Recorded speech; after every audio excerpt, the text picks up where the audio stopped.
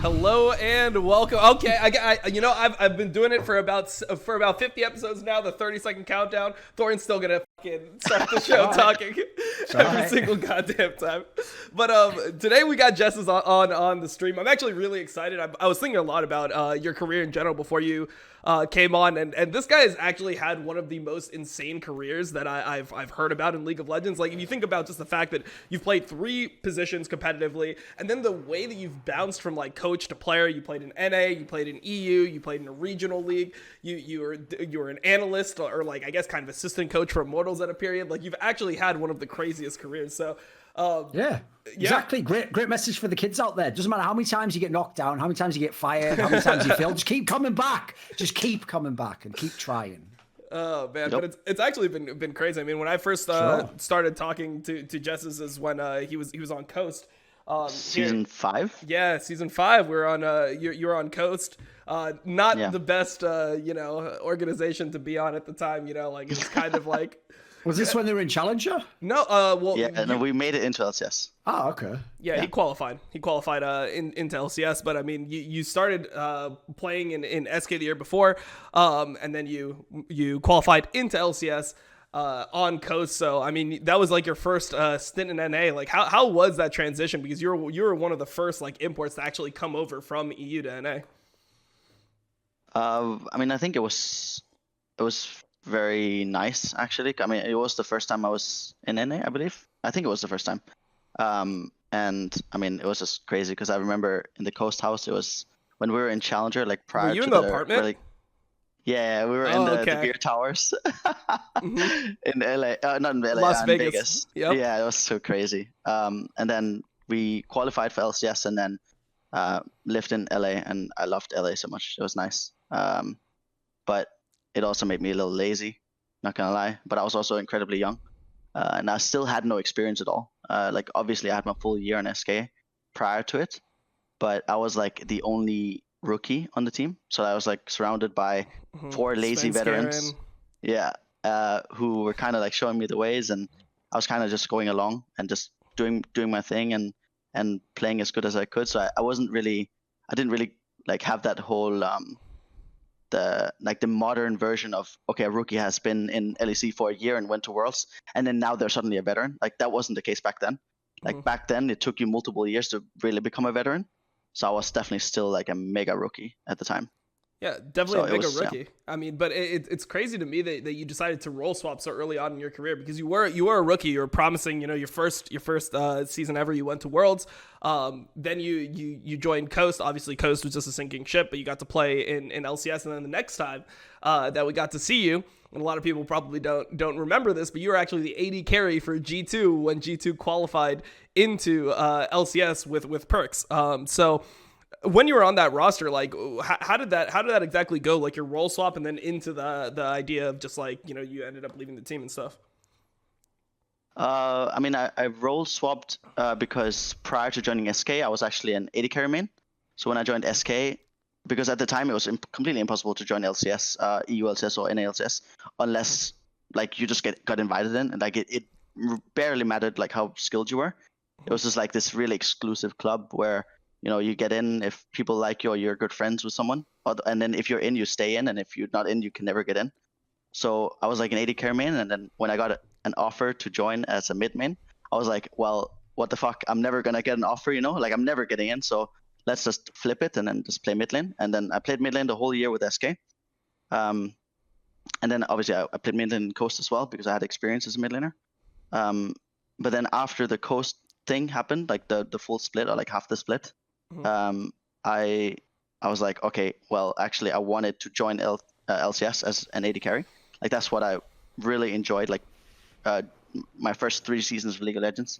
So I went back to playing AD carry, and then I think I duo queued with Hiva at the time, who was the support of G2, or Gamers 2 they were called at the time. Yep. And then, yeah, I mean, we just made the roster, and I think we were looking between different mid laners, and then we chose Perks, and then it was a cluster. Like, that, it was really crazy. Like, at the time, I was the veteran on that team, which was crazy because I was still kind of a rookie. Yeah, I mean, I was still kind of a rookie, but at the same time, I was like slowly stepping into the role of, okay, I can fully lead the team, and I know what it takes to win relegation because I'd just done it twice in 1.5 year. So I was super confident doing it a third time, and then we obviously won. So that was like the third time I won relegation. By the way, since you skipped over the part there when you went to SK and you were the mid, like you said, you role swapped. That actually is interesting because I don't remember anyone back then mentioning that storyline. They just brought it along like, oh, here's a new mid laner in the LCS. Because obviously, remember back then, no one watched Challenger, no one watched Summer.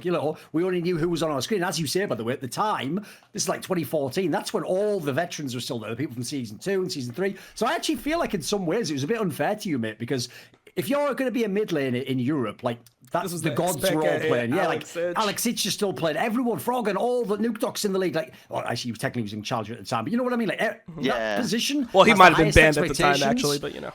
That was later in the same year, yeah. He hadn't typed his jokes at that time. So then, here's the problem, though. I remember that's why everyone maligned you, because even though your team was like first, like second, everyone was like, oh, he just plays Ziggs. Like, he's just shit. So people thought, right, that you were just some terrible mid laner. Dude, if the fact it was your first year doing it and you were at the pro level, like, obviously you'd have champion pool issues. Obviously you're going to have a limited play. That's not even your role, right? So do you think that carried over and people just had like a perception of you that you weren't a good player in your career? I think during the time I was very frustrated about it. Like it was definitely like almost like an insecurity thing where I was like I just couldn't believe like why I was getting so much shit because I did believe that I was doing the role that I had to do or like whatever it was needed to win because that's what fit Freddy the most. Like he loved playing split pushers. Candy Panda loved playing split pushers. Svenskeren loved playing carries. And so like obviously someone has to be a role player in the team, right? And I was a rookie, so I was like, okay, well, I'll do whatever it takes. You know, I don't mind. I'm just happy being here. But like looking back at it now, I was really bad, like unbelievably bad.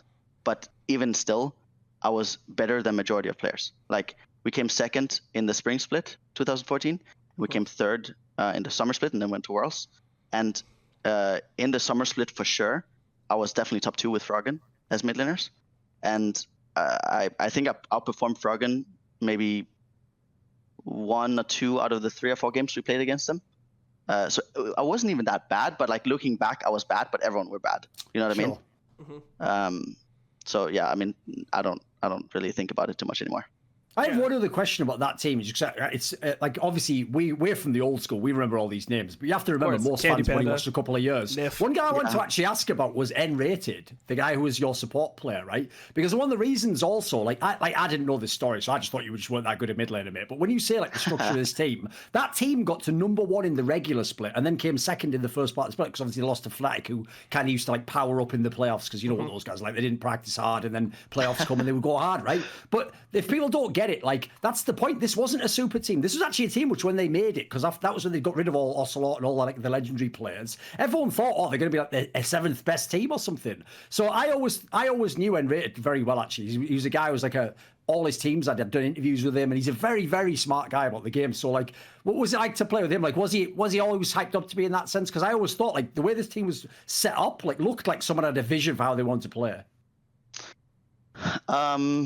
I mean, I think I have maybe don't have the best memory, or maybe I just didn't have the best. I don't have the best opinion of it. Like I think if you were to ask someone like Svenskeren or Freddy, who at the time were more experienced than me, they would probably be able to give you a better answer of whether he was like actually as smart or as hyped or like as good as he was hyped. Was it just a blur for you? But I mean, it was kind of a blur, but also at the same time, I distinctively remember that like there was that hype of him being incredibly smart and like being the captain of the team and stuff like that. But at the time, just to be completely honest, I didn't think he was that smart. I thought like everyone else were the brains of the team. Like I thought Candy Panda was very, very smart when it came to, I mean, it just came to drafting, it came to like the game in general. And I thought that Freddy was incredibly smart, especially about like lane swaps and like wave management, like his lane in general, and just like how to play the map, like off the time. Like obviously back then everyone was kind of stupid, right? But I thought that especially Candy Panda and Freddy were incredibly smart. And then also, so I think I was just kind of comparing N-Rated to those two, and then I thought, okay, N-Rated is not that smart. Well, I mean, he was a support player. I mean, those were the days where being a support player was just like, it was just like, okay, so we have our 5 players, and who's the worst one? Oh, you're playing support. Like, that's how it kind of went on like every single team back in the day. You know, like, because I mean, when League started, I mean, this was not in like role queue or anything like that. Everyone kind of played every role. So the way the teams were formed was just like you'd get 5 people together, and then you just kind of like decide on like who's the best player, who's the worst player. Best player would play mid, worst player would play support. You know, like it was just kind of like the hierarchy of it's like nowadays, like you play solo queue, like every mid laner that plays solo queue in EU are like, supports in EU solo queue are so bad. They are so bad.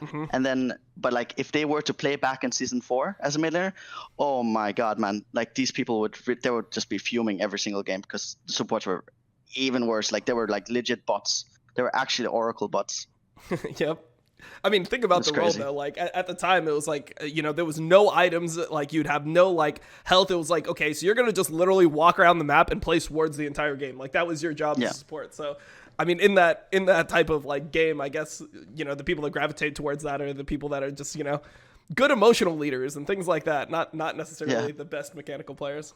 About the AD thing and like the narrative like from the casters and stuff like that at the time is actually really funny because the very first thing that was said to me when I went to the SK Gaming House in 2014 was Candy Panda came up to me and like shook my hand, and then he was like, "You're the Caitlyn player, right?"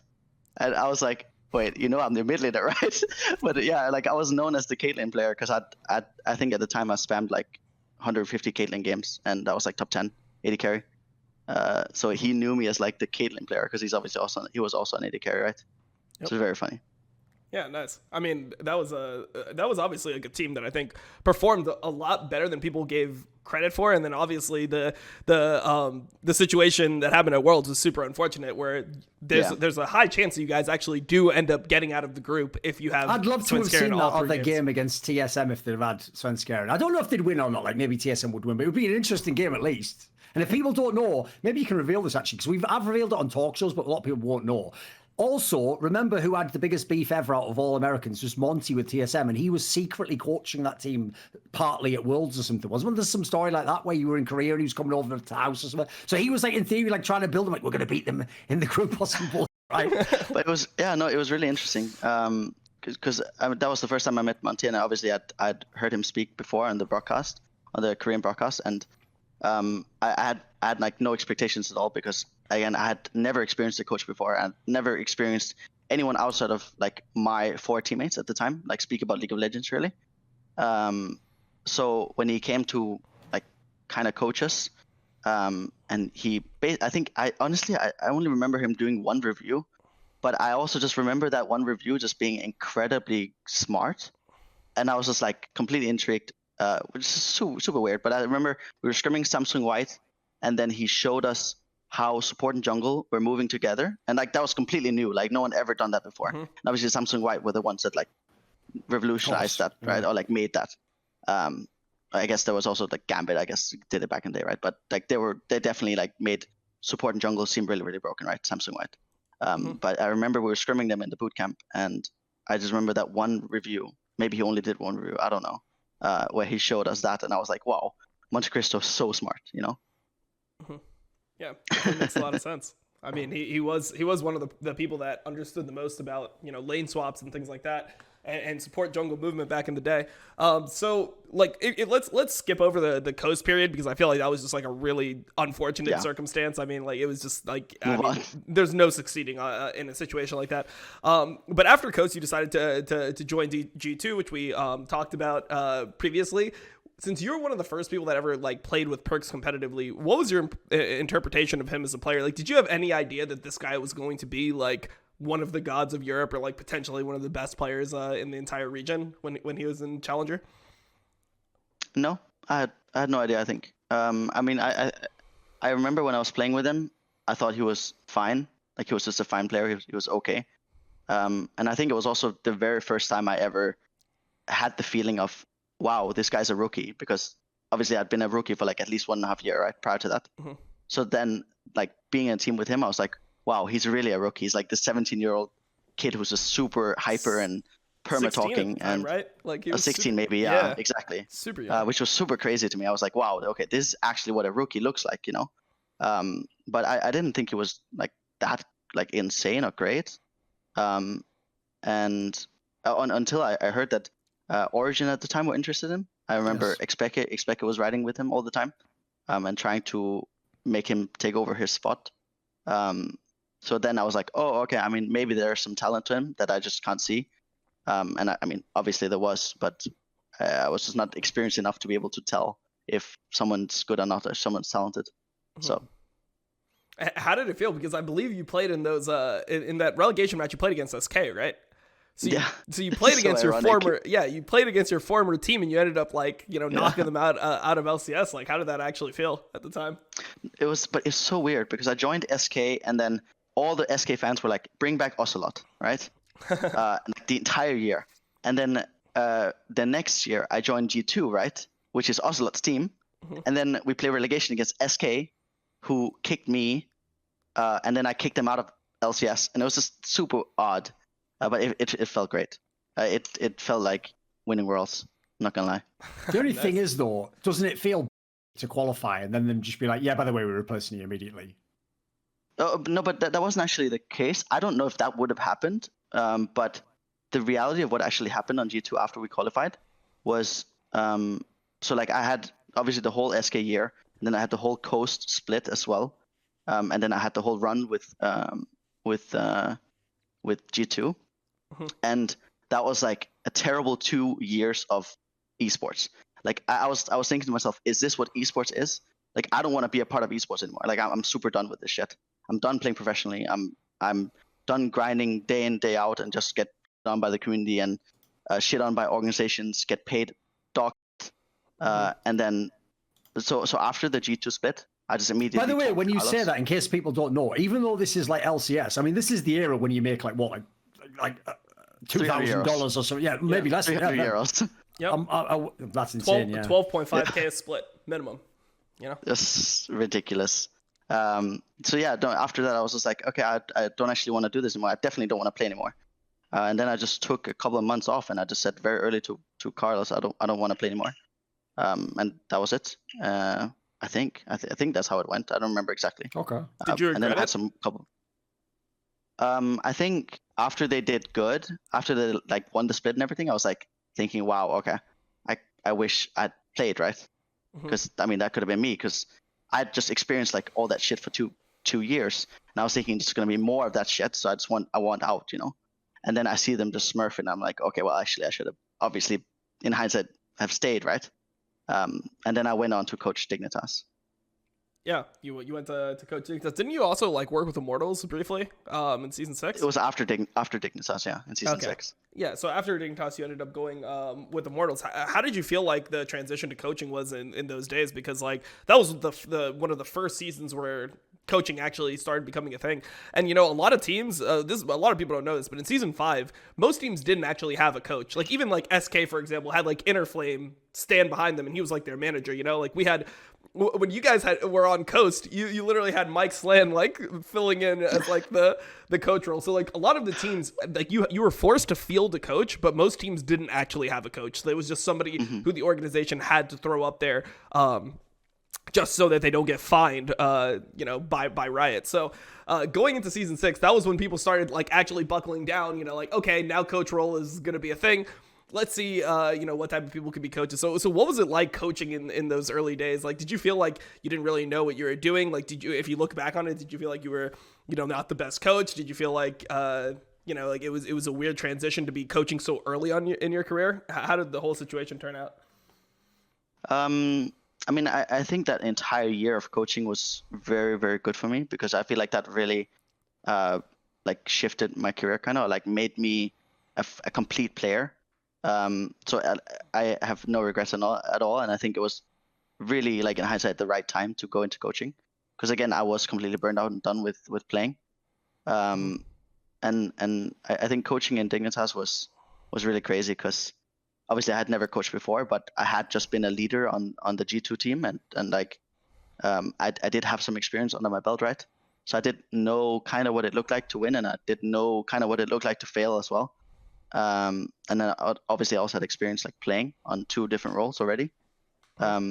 So and honestly, like in the Dignitas lineup, it was really weird because I'd never experienced the fact that like I genuinely felt that I was way smarter than all the players and all the coaching staff as well. But there was no immediate respect at all. Like I had to work crazy hard to even get like a little bit of respect for them to even like slightly want to listen to me, which just felt super weird to me because obviously I was this 18, 19-year-old kid who just never, like I never experienced that. Like I only ever experienced, you know, people in school like wanting to hear what I had to say, or my parents or my brothers or friends wanting to hear what I had to say, right? And these players in Dignitas, they just automatically didn't want to hear what I had to say. So I had to like fight the entire split to like earn their respect, and then it became good. And then I assume majority of them probably gave recommendations to Immortals, which is why I got the tryout to Immortals. What did it feel like, or what exactly did you do to earn the respect of the players? Like, I mean, I know at that time you were like getting really high rated in solo queue. Was that part of it? Like just being like a good player still? I felt like that kind of actually made it worse, because I remember this one thing where, because obviously I was a mid laner still, right? And even though I switched to AD carry prior to coaching, I was still a mid laner and I was still playing AD carry and mid lane in NA solo queue. And I remember one of the first times that I gave direct feedback to Shiphtur, he was like, nope, I don't agree with that. And then I would give my reasoning for why I thought like I had like these thoughts about a matchup or whatever. And he'd be like, no, I don't agree. Done. And then I was like, okay, but could we try and 1v1 maybe? And I could show you.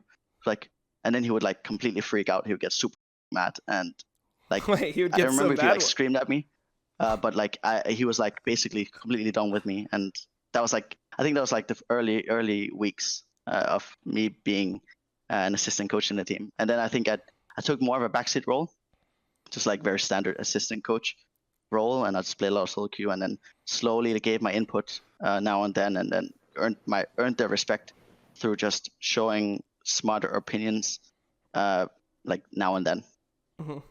Damn. Maybe that's what Bjergsen does in TSM. He just goes, all right, PoE, your fucking builds are busted, mate. 1v1 me. Come on, let's meet in the Baron 1v1, the old school. That's crazy. What do you, by the way, give us some thoughts on Shiphtur, because I always say, like, to me, he's one of those players that I thought could have been so much better than he was. Like, he's clearly had skills. I watch him sometimes when he streams. Like, he's still a pretty skilled player. Like, he does all players and everything, but something didn't work out. Wow. This guy could not CS. Let me tell you, as somebody that played against him, like, if you had a really good mid laner, he would just always end up really far behind in CS just through pure laning. Like, he was good about, like, finding angles and fighting.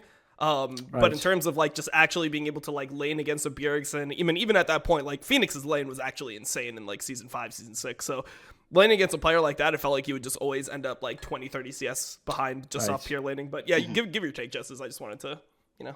Yeah, I remember everyone was saying that at the time, and also like whenever people talk about the past or like about that team, everyone always mentions that he was really bad at CSing, but I have zero memory of him being bad at CSing, which is just super weird. I don't know. I don't know why. But I thought he was a good player. Like I thought he's talented, but he's like a guy that is just talented. Like that was the feeling I always got. Like he was, you know, obviously he had a big ego and he just didn't really want to listen to anyone. And he just wasn't really improving. He was just talented, and that was it. Like that was my opinion of him at the time, right? Like that's back in 2016. Yeah. Makes sense. He's a streamer. Then he probably has the right job. Yeah. I mean, so how exactly do you actually find ways to improve a team, or like how do you deal with players now that have potentially that same thing? I mean, like I'm just trying to pick up on like, when you worked with him, like did you learn anything about like coaching a player like that, or like how to like interact, or like how to, you know, kind of like feed their ego in a way but still get the results that you want? Yeah, can you trick them? Is there like a technique you can do? No, absolutely. I mean, that's what coaching is, right? It's about catering to each player's personalities. So absolutely, like, that was a major learning experience for me, because like going into Immortals, like even when I went into Immortals, I was constantly treading carefully because I felt like they were a level above me, and they were. So I felt like I had to soak up everything. I had to learn really fast. But definitely the experience of coaching in Dignitas, of like that, even that like small experience with Shiphtur where he got mad at me, that was like, I mean, that's a good learning experience, right? Because I learned that, okay, I need to kind of be kind of like stay back a bit and then recognize like how the personalities are, like how they receive feedback, and then give them feedback accordingly. And I mean, that's kind of what I did in Immortals too. I just definitely spoke to different individuals like differently, right? Like with Huni, I could say whatever I wanted, and then we could figure out anything. And he would tell me I'm stupid, and then I would tell him, okay, I'm stupid. So what is the right answer? Or like whatever, you know. And then with Pobelter, I would have to deal with him, maybe slightly a little bit like I would have to speak to Shiphtur. But I do still think that he was way more open to feedback. But he still definitely had like a little bit of that where I have to tread carefully when I give him feedback. I think that's something that's very misunderstood by fans, because obviously they've never been in the position of either being the player being coached or the coach. Like, they all think, because I know that's why a lot of coaches complain that, like, especially a few years ago, like, there's no way the coach had the power that fans think they do. Like, you know, decide the whole draft, till they get, no, like, obviously it's a negotiation. I always used to say it like this, like, it's not that the coach comes in like a Korean coach and he's like, right, everyone listen to me and do everything I say. And it's also not like if they say, well, fuck off, then it's over. It's like, it's each, as you're saying, you tailor it to the players. So, like, there's a certain type of player where, especially if they've got a big ego, often the trick with that player is, exactly, you don't ever tell them what to do. You just ask questions, or you trick them into thinking that, like, actually what you want them to do is the answer that they came up with. Like, because then they'll, remember, if they're egotistical and they have a big ego, if they think they came up with the idea, now they're going to try it. Like, so there's a lot of like subtlety that I think even players, because I've met players where they thought their coach was trash, but then I was like, actually, when I met their coach, I was like, he's doing a great job. You just don't know it. That's how good a job he's doing. It's invisible, you know. Yeah, but it's not like that anymore at all. Like for me, at least, in my experience with the past couple of teams I've coached, I have not had that problem even once. Like it's literally just been on the veteran roster. Yes, that was the last time I felt it.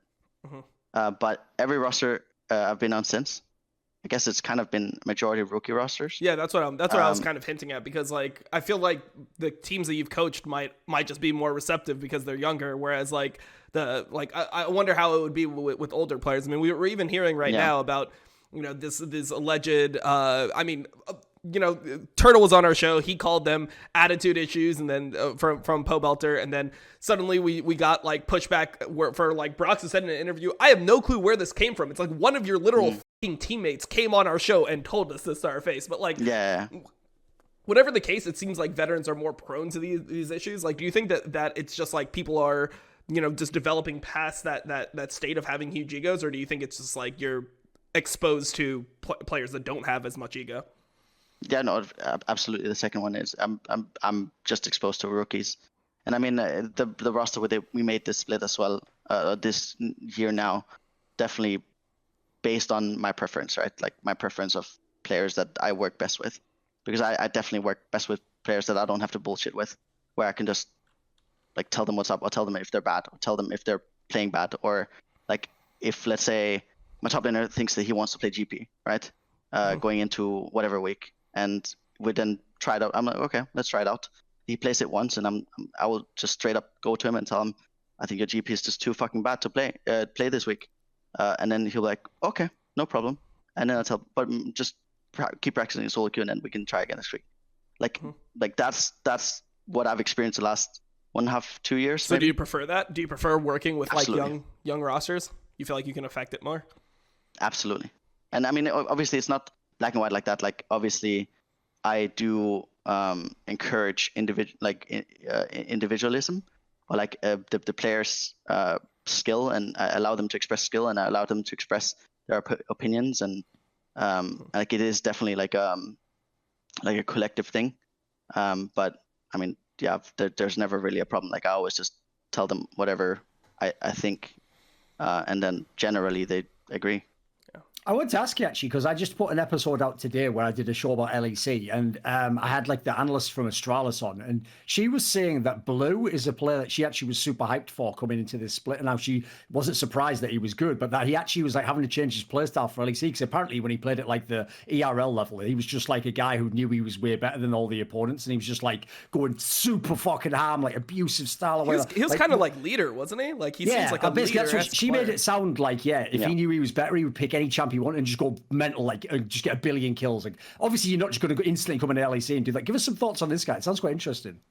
Yeah, I mean, like going into the split, I wanted him immediately after I saw him play. Like not his official matches, but I got like his low-key GG VODs, which is like I see his POV when he plays solo queue and stuff like that, and then I immediately just told my manager Joe, I want this guy. I need this guy on my team. Like I must have him. And then we just worked super hard to get him throughout the offseason, and then we managed to get him. And I was incredibly hyped because when I watched him play, I could just tell that I had not really seen a player like that since whenever I watched Faker, like back in the day. And it's such a meme. It's such a meme comparison. It's such a meme comparison. Sure. But what I mean by that is not like, I don't think he's like a weird motherfucker playstyle like Caps, for example, who's just crazy inting all the time, which is like amazing, right? Or he's not really like a reserved, really smart player like Perks, right? But his instinctual decision making, like natural instinctual decision making, is so incredible that I just compare it to Faker in a lot of ways. And I mean, I really don't want to like overhype him or anything, because obviously I really don't think he's been performing to the level that I wanted him to perform at this level. And I don't think he's been performing at the level that he wants to perform at either, because I do think that he's way smarter and way better than what he's shown. So I mean, this is a working process. Like we're working super hard to improve the team and improve everyone on like a fundamental level. And now we're getting to the stage finally where, okay, we can really push you to be better than just like a middle of the pack player, and really show why you're actually as good as I think you are. Yeah, that's how I see it. Because I wouldn't have characterized, like, obviously I have no, not even close, like, to the experience that you have, like, watching his gameplay. So I pretty much only made my evaluation of him based off LEC. But like, for me, I feel like his decision making has been pretty questionable at times. You know, like, he's the type of mid laner who's gonna like randomly try to shuffle into a fight where you can just like front to back with his Zero. So like, it's strange to hear him characterized as like somebody who's really like smart decision making wise, because I feel like that's been his biggest like weakness right now in LEC. So I mean, do you think that that's just kind of like adjusting to LEC level and, you know, trying to like find his place within the team? I mean, definitely. I mean, I think he's with his actual official matches so far, he's really been playing like he's treading water carefully. Like he doesn't really want to. But still, you can still tell that the guy is really good, right? Like it's not like he's been bad or anything. Like he's actually been playing good, but he hasn't been performing like really insane or really amazing, right? But I think a lot of that is really just because he's like treading very carefully. He's going slow, and trying not to mess up too much. Just trying to get experience and getting more comfortable. But for sure, like, I mean, I see it in scrims all the time. I see it in solo queue as well. He's really such an LPL player. Like he loves playing very aggressive, and like in lane he loves playing incredibly aggressive. I've never really seen anyone play that aggressive before, and he just does it so well. But like the only reason why I use the comparison to Faker is just purely because I just haven't seen anyone with the natural ability to make such good instinctual decisions as him, like as smart instinctual decisions as him. Mm-hmm. Is he just a solo queue god? Sorry, Keelan. Oh, I was just gonna ask real quick. Is he just a solo queue god? Is he somebody who's like always at the top of solo queue, or like I have no idea. About he used to be. I think he used to be rank 1 like seasons ago, and he's been at the top of the ladder multiple times. I think at least that's what I've been told. Mm-hmm. And I think last season he was high challenger as well. But this split, he's been grandmaster, I think, just chilling. Okay. Nice. But he's also just he's flipping every game. He's just, having a good time. Right. In theory, the biggest name on your team, because it's so many rookies, is actually Treatz, who everyone will know from LCS last year, which famously, if people don't remember, he was the guy where when they brought Doublelift in first, everyone just flamed Doublelift. And then by the time they started losing in the playoffs, everyone just flamed Treatz. And they were like, he has no champion pool. He's crumbling under pressure, which he was doing quite badly. And then he's come. So everyone, by the way, pretty much wrote him off. They were like, right, get rid of him. Who cares? Like Biofrost came in. It was a better move, blah, blah, blah. So coming in, I don't think anyone had any expectations. And dude, he looks like a different player completely in your team. Like he's been so decisive. Like he's making plays. Like seems almost like a leadership figure. Like what is this guy like? I mean, he's great. He's a great teammate. He is showing leadership qualities. He's always trying super hard. He communicates a lot, sometimes too much. and he just makes a lot of plays, and he's not afraid to make plays. And then he's just very talented. He doesn't play a lot of solo queue, so actually he's just very talented. But I mean, I think it's also because he puts in a lot of effort into scrims. I think it's very similar to me in my Fnatic years. Yeah, definitely. Years, I say years, but I say it's a year, right? Yeah. It feels like years. It feels like 3 years. Is that what? Is that how bad it is playing with Reckless, man? Jesus Christ! It feels like years. It was only fucking 10 months or something. I was married for 10 years or something. Bloody hell. No, I mean we can get into that, but that was a crazy year. But no, definitely, like he just he doesn't play a lot of solo queue, but he's just always really good. I am the type of coach where I have a massive emphasis on solo queue practice, because I do view solo queue as being as important as scrims.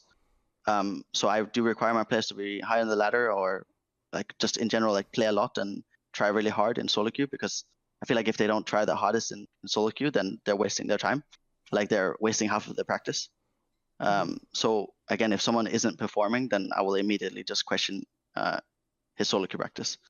But Treatz has been performing every day, pretty much every scrim day, every LEC day. So yeah, I mean what he's doing is working. So we'll just keep letting him do whatever he wants to do.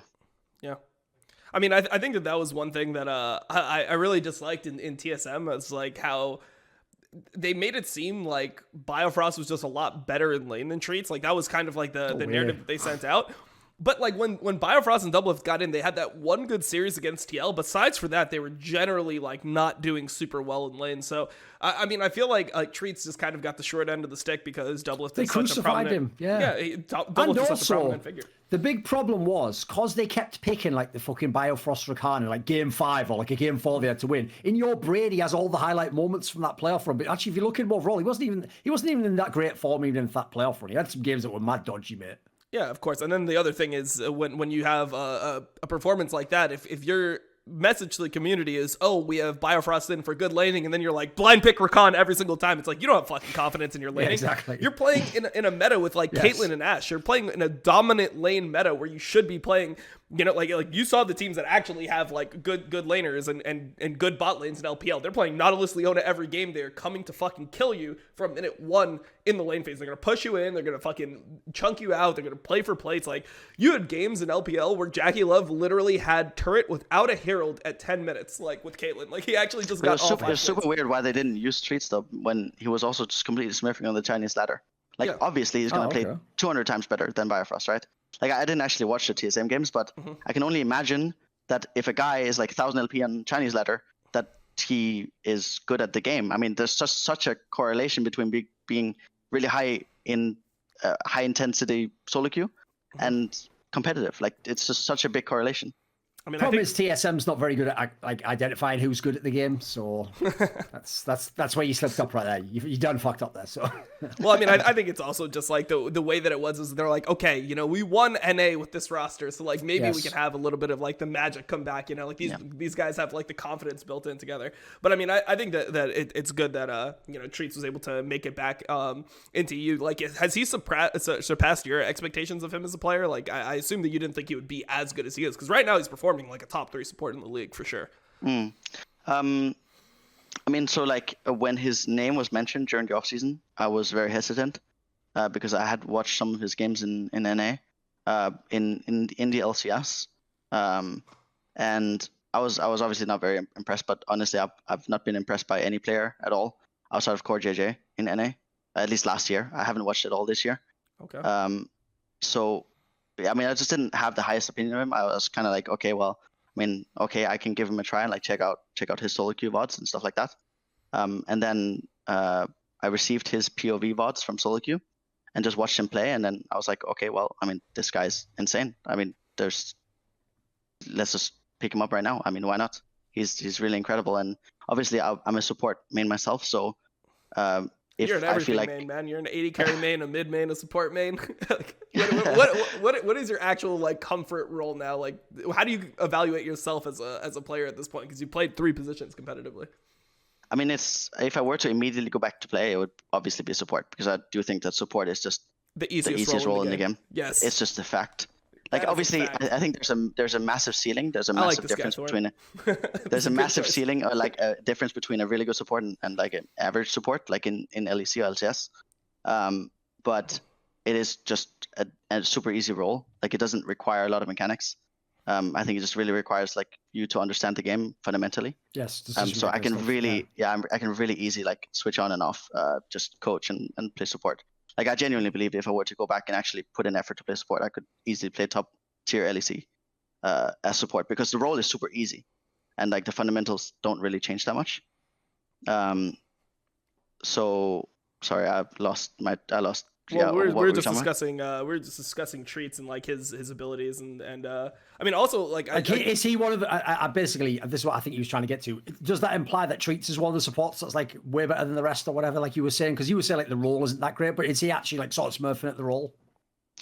I mean, absolutely. And I mean, oh yeah, we were talking about the fact that I could just teach him because I had experience in sport, right? Mm-hmm. I mean, definitely. When I watched him play, I just thought he was very, very talented. Like he had the it factor, and I think that sounds really cheesy, but it's more like, I feel like if you're a really, really good player, and I think any really good player that has been a good player can tell you that, like when they see another good player, they can immediately tell if he's really good or not, or if he has it. And I mean, I just felt that immediately when I watched Treatz, not from his LCS games, but when I actually watched him play, like his POV. Yeah. So I was like, okay, well, I mean, even if he's not at the Mickey Hillesang level right now, I mean, I can easily make him that level. Yeah. What do you think about players that like, so somebody who I was thinking about when you were talking about Dignitas, and then now you've talked about is Corey, right? Corey is a player who's always been super insane in solo queue, right? This guy's been rank 1 in EUS, 5-6 times now. He was super high rated in NA. I mean, this guy is somebody who seemingly does everything right, and it seems like you as a coach, you value solo queue really highly. What do you think it is about Corey that's made it so he's never actually, gotten a real good shot within LEC? I mean, I think it's just like, obviously solo queue is different from competitive. As much as it's very similar, it's also obviously different, because you can get a lot of points from just playing to punish noobs in solo queue. And I think that's just what Kurei's really good at. He's really good at punishing noobs. But when he actually plays at the highest level, people aren't noobs. So, and when I say noobs, I mean like bottom tier LEC or below. Mm-hmm. And then anything above that, he will just super struggle, because like he will not, like that doesn't work anymore, right? Like you can't really do anything like with that, right? Like you can only really, smurf in Academy League or in solo queue with that playstyle. Mm-hmm. But I do think that he's talented. Like he is very gifted mechanically, and he is naturally smart. I'm not entirely sure what is wrong. I like my experience with him in Misfits was that there was really not a lot wrong. Like he was a little bit delusional when he joined my team at first, but he changed really. He's a jungler, man. We're all delusional. That's how it works. Generally, yes, absolutely. But after some time on the team, he adapted really quickly, and he just adapted to how we did things in the team and everything, and his delusion kind of disappeared. So I didn't really feel like there were a lot of flaws with him in general. But when he started playing poorly, he was just having a slump, and he just couldn't get out of it. And I tried my best to help him as well, but he just couldn't get out of his slump. And that's my last experience with him. But otherwise, I felt like he developed a lot since I worked with him in Dignitas. Yeah, that's crazy. I mean, okay, so let's try to go back. I know we talked briefly about your teams, but we were talking before about Season 6, right? And then you joined Immortals. And this is one of the teams that I think historically had was one of the biggest mysteries, right? Because when you look at the team, I mean, they completely smurfed both splits. I think they were something like they lost like 3 games total across like 3 splits. Well, it was best of 3s in summer, but so they had 2 match losses, I guess we can say, in summer, and then 1 in spring. Why do you think this team actually wasn't able to perform from the inside? Because it looked like all the pieces were there, and the players were good enough where the result should have been at least a world spot. Why did we not perform? I mean, so I joined them for summer split, and it was very frustrating, because I think at the time there were some visa issues, so I couldn't be there for the playoffs. So I wasn't actually there when they failed miserably at playoffs. But I just remember something like Huni's wrist was completely boom the day before, and they just lost. Like, that was literally what I was told. But I mean, it's probably just a lack of someone actually knowing how to win, perhaps, or like the experience of like what actually works, because that team was such a scrim team. Like, it was such a, we are so much better than everyone else that we can play whatever we want, and it will just be a 20 minutes maximum stump every single game. And I mean, I didn't have enough experience at the time to recognize that was not the greatest thing to have, or like it needed to be used properly, So definitely, like, going into playoffs, I think there were just a lot of fundamentals missing, because they had just been skipping so many basics, because they were just stumping everyone individually. And then obviously when you get up on the big stage and you play those super high pressure games, to play comps and champions that require high execution, unnecessarily difficult when you're better players, right? And I think that was like the title of Immortals at the time. It was such a high individually skilled team that was it, like they just drafted accordingly to that, and then they just got out team fought or out teamed by like TSM and C9 and so on. Was Reignover actually sick? Because obviously, if people don't know, he actually won the MVP that first split. It wasn't Huni, like people might think or whatever. Like, what was he actually like at the time? Because I know at the time, this is what I heard. This is the reason why I heard he got signed by Team Liquid for that like mega deal later. Because people claimed, like, if you were a jungler in NA, they're like, what the fuck's he doing? This is like revolutionary shit or whatever. So, like, give us some thoughts. Oh, he was incredible. I'd never seen anyone work like him. So obviously at the time as well, he also had wrist issues. So he would have like two mice. So he would have his normal right-hand mouse for playing, and then he would have his left-hand mouse for VOD reviewing and just doing like a bunch of other stuff that when he wasn't in game. And I think he was playing probably, I assume, 5 to 10 solo queues a day. And then he would just sit in custom game like on his own for like 2 to 3 hours a day. At least that was the impression I had of him. Or like, obviously it's still a blur, right? But that was what I remember. Like, he was just always sitting and doing something. Like, he was either playing solo queue, or he was watching VODs, or he was sitting in a custom game on his own and just watching VODs, and then tapping back into the custom game and then doing jungle pathing, watching a VOD, tapping back in, and he was just sitting all the time. Like, just I'd never seen anyone work like that, and he was just very smart. Like, I'd never really as well experienced anyone be so instinctually smart as him. He just always knew like where everyone were, always, at all times. And I mean, prior to Immortals, I hadn't really thought about the game I thought I was really smart at the game, but then when I joined Immortals, I was like, okay, actually I'm not that smart at the game. Like, I don't actually know that much compared to Huni and Reignover specifically. So I mean, it was just crazy. I mean, I feel like Huni was in a different way, like more impressive, because I felt like he, in terms of game knowledge, was just on a completely different level. Like, Reignover was really smart, obviously, and he was just very smart instinctually, and he worked super hard. But Huni, in terms of actual like game knowledge, and like whenever I tried to challenge him on certain thoughts about the game, it was just like he was on a different level, basically, at the time. Yeah, I can speak to that too. I mean, I scrimmed against Reignover for the first like 3 months that he was in NA. That was when I was still playing, and he was the only import that we ever had in the jungle up to that point that felt like he felt, where it was like, oh, this guy is just like, it felt like almost perfect. I mean, Immortals had something crazy. Like, I think they won something like every single scrim set, every single game of every single scrim set, besides for like one, up until like the season started. So they were the best team by far in scrims. But I mean, part of it was just that it felt like Reignover never misplayed. Like you play against all these types of players, and generally speaking, it's like there's always something that they do wrong, or like they overforce a dive, or they force a bad dragon. It just felt like his fundamentals were so solid that like pretty much the only way you could beat him is if like you played perfect, like you played like same level as him, and you had like a better matchup, or you had like good lanes like around yourself. Like that was the only way you could actually beat this team. So I mean, They were super insane. Like, I guess going back, one thing I would ask you is like, is there anything that you think coaching staff could have done to make that team win? Because a lot of people would have the perception of like, if you have all these really talented players and the team doesn't end up winning, it's on the coaching staff. There's something that like you guys miss. Like, do you feel like that same way, or do you think it was just like, you know, situational? The players just were underperforming on the days, and it's really hard to like, you know, actually correct that as a coach? I mean, I think if we speak realistically of the time, like back in season 6, I don't know if there were a lot of people that would have been qualified to make that team win, both player-wise or coaching-wise, especially not coaching-wise. But obviously now, if I were to go back in time, I would make that team win immediately. Like, I mean, that's normal, right? Like, obviously, any of you guys, if you were to travel back in time like 5 years or 6 times, you'd be like 6 years, best player in the world. Obviously, you would just be the best player in the world, right? Yeah.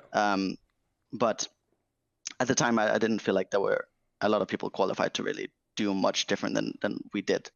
I did feel like me and Dylan Falco were probably as good as you could be at the time of coaching. I felt like Dylan was very incredible at the time, definitely. And I felt like I brought a lot of good things as well to the team. So, I mean, yeah, I don't think we could have done, or like anyone could have done anything different at the time. But obviously, in hindsight, there were a million things we could have done. All right, so let's get into the next year of your career. So season 6 ends.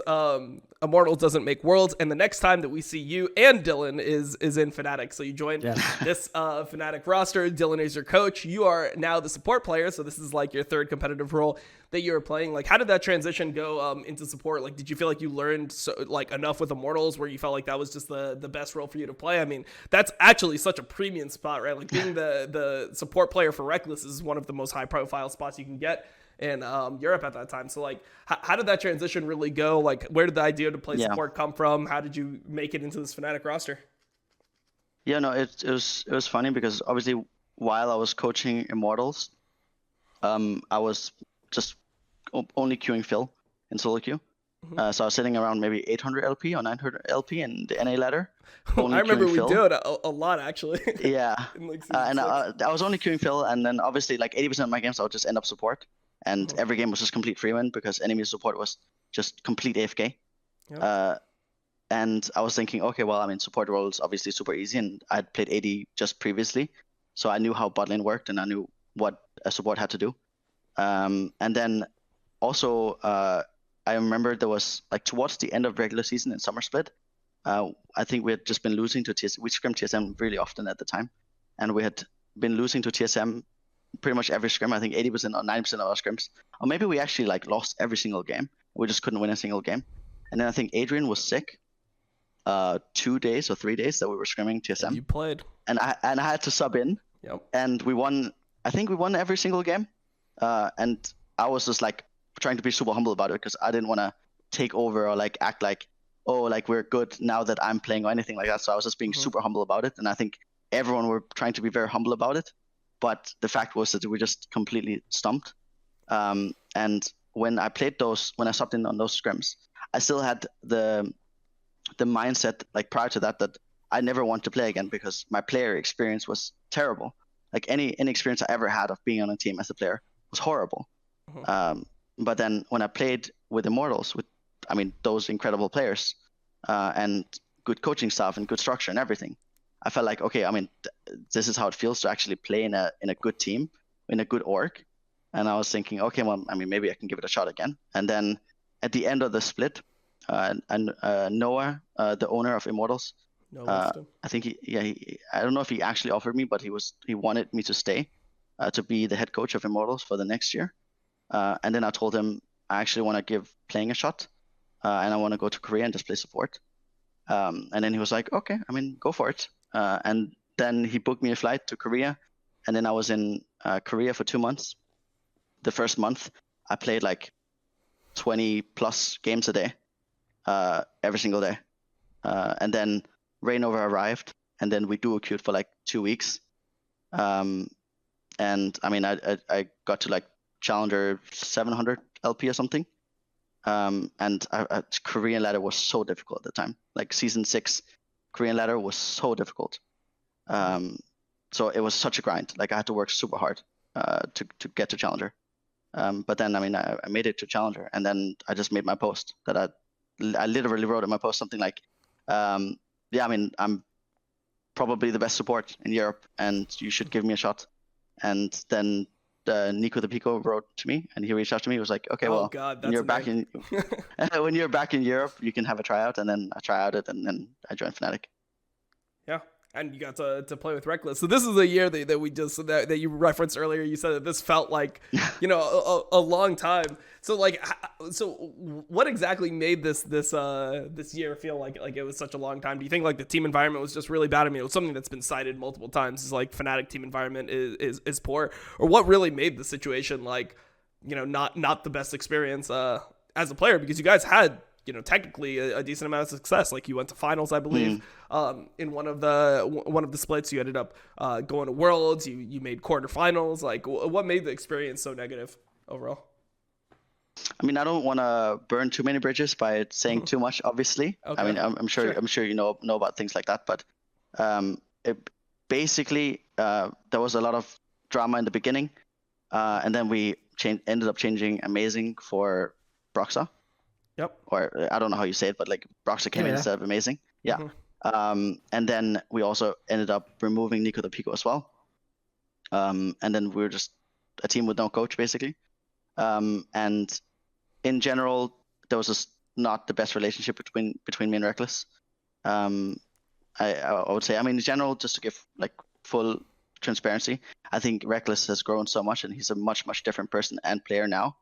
At least like from what I see from the outside, right? Like even speaking to his past teammates or like his teammates now on G2 or whatever, like he just seems to be a much better teammate and is more outgoing and is not so much for himself. But at the time, when you're like a bot lane, like you're kind of one. So like if your support is bad, then bot lane's bad, and if your AD is bad, then bot lane's bad. So you're kind of just like one role, like one entity, and Reckless just didn't really want to be, like he just didn't really want to deal with me. Like he didn't really want to improve with me, or really speak that much. Like we were good friends on a personal level, but we didn't work together at all. Did you feel like he didn't respect you, like actually as a support player? I didn't. I never really thought about it like that. I don't think I ever got the feeling that he didn't respect me. I think it was more a case of he wanted kha'zix at the time, right? And the entire team and the coaching staff wanted me, and then he didn't get what he wanted, so he was not as happy about that. And then I mean that just caused all of it, right? I mean, the bizarre thing is, the period you're talking about, you actually won the MVP for the entire league. This is when he actually was the MVP, and it was when those two things happened. He won the MVP and cried because he wasn't in the final, unfortunately, because he lost to Misfits. And then he went to Worlds and then locked out of the quarters, and as Dob knows, he cried then, right? What did you think in that scenario? Because I've only ever asked Soaz, and you know what Soaz is like. He doesn't give a fuck about anything, mate, right? What did you actually think in that bizarre scenario where Reckless was there for like half an hour or something on the stage? Like, because there's the thing, right? I'm not making fun of someone crying. Like, that's not just what it is. If someone cried for a minute, like when Faker cried when he lost the finals, like, I get that. Like, yeah, you're sad. Your whole year's just ended. You thought you had a chance. Like, but dude, that went on forever. That was almost like he was like acting a scene or something. What? Can you give us any thoughts on that? What were you thinking at the time? Because I remember you guys were sort of like laughing. You just left the stage. Yeah, you guys like kind of just left him. Like it didn't feel like it was a full team. You know, like that was the one thing I didn't like about it. Is like you guys all went up and bowed, and then you know he didn't, and then like it felt like there was like a separation. So.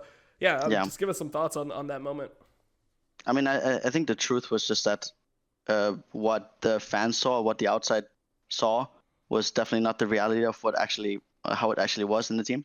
Like it was definitely just a 4-man team, and then Reckless, and then the 4 trying to adapt to whatever Reckless wanted to do. And yeah, I mean, obviously there was a perception of him being a captain and all those things, but obviously that was not true.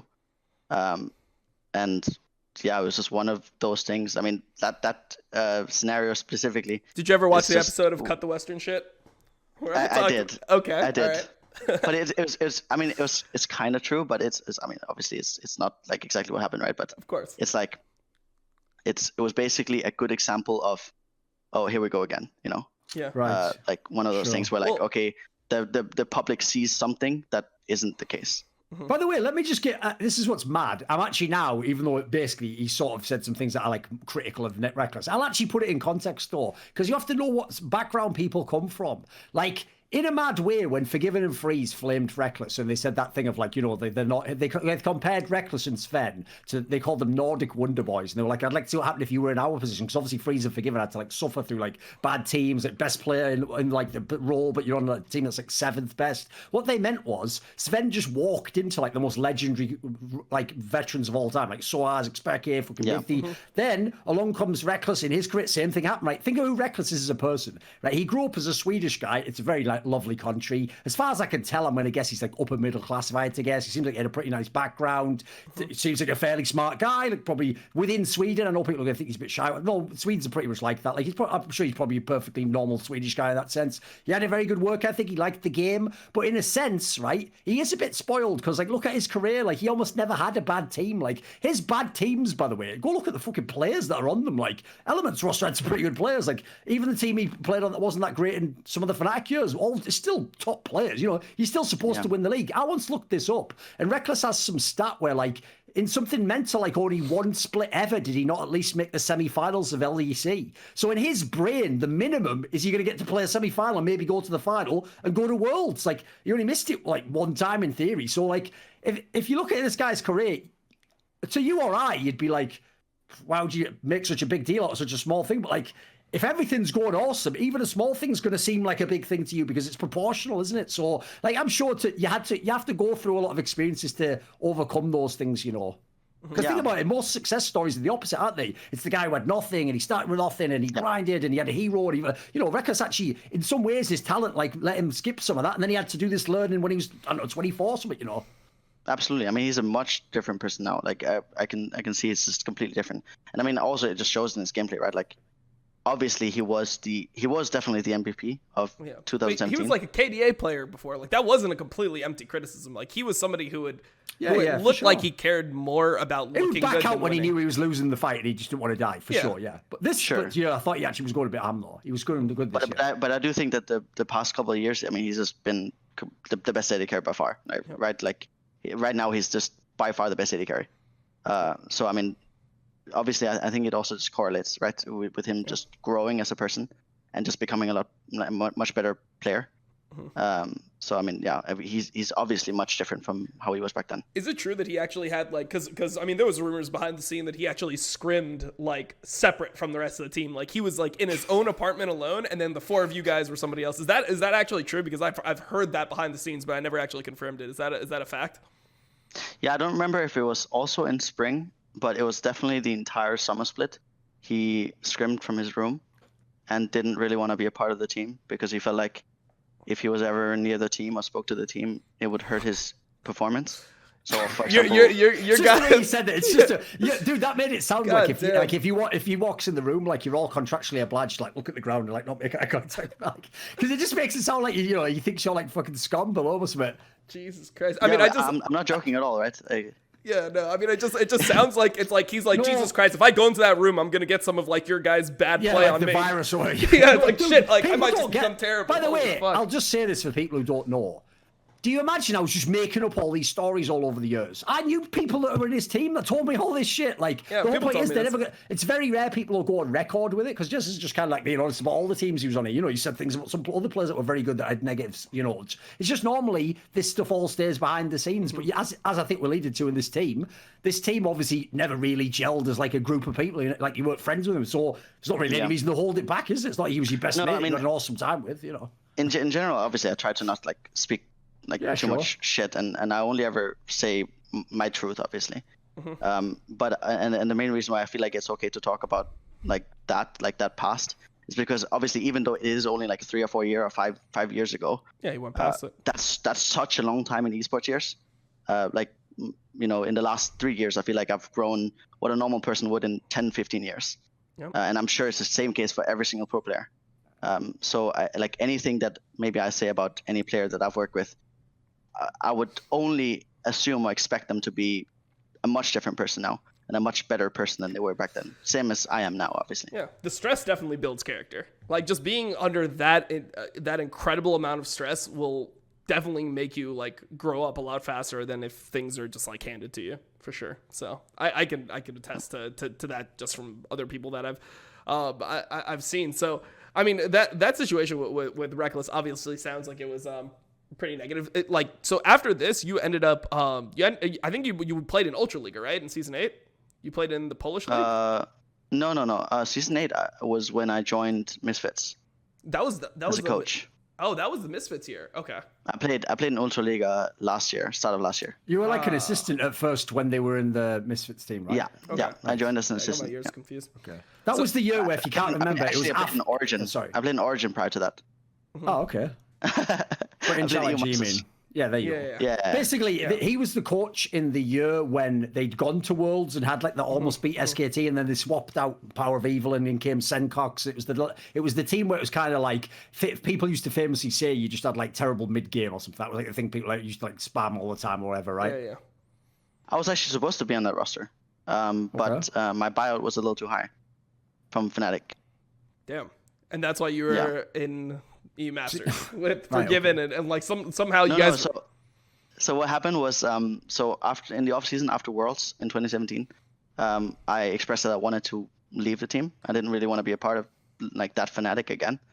And then I spoke to multiple teams, only really the best teams, and Misfits was one of them, and they were obviously interested at the time.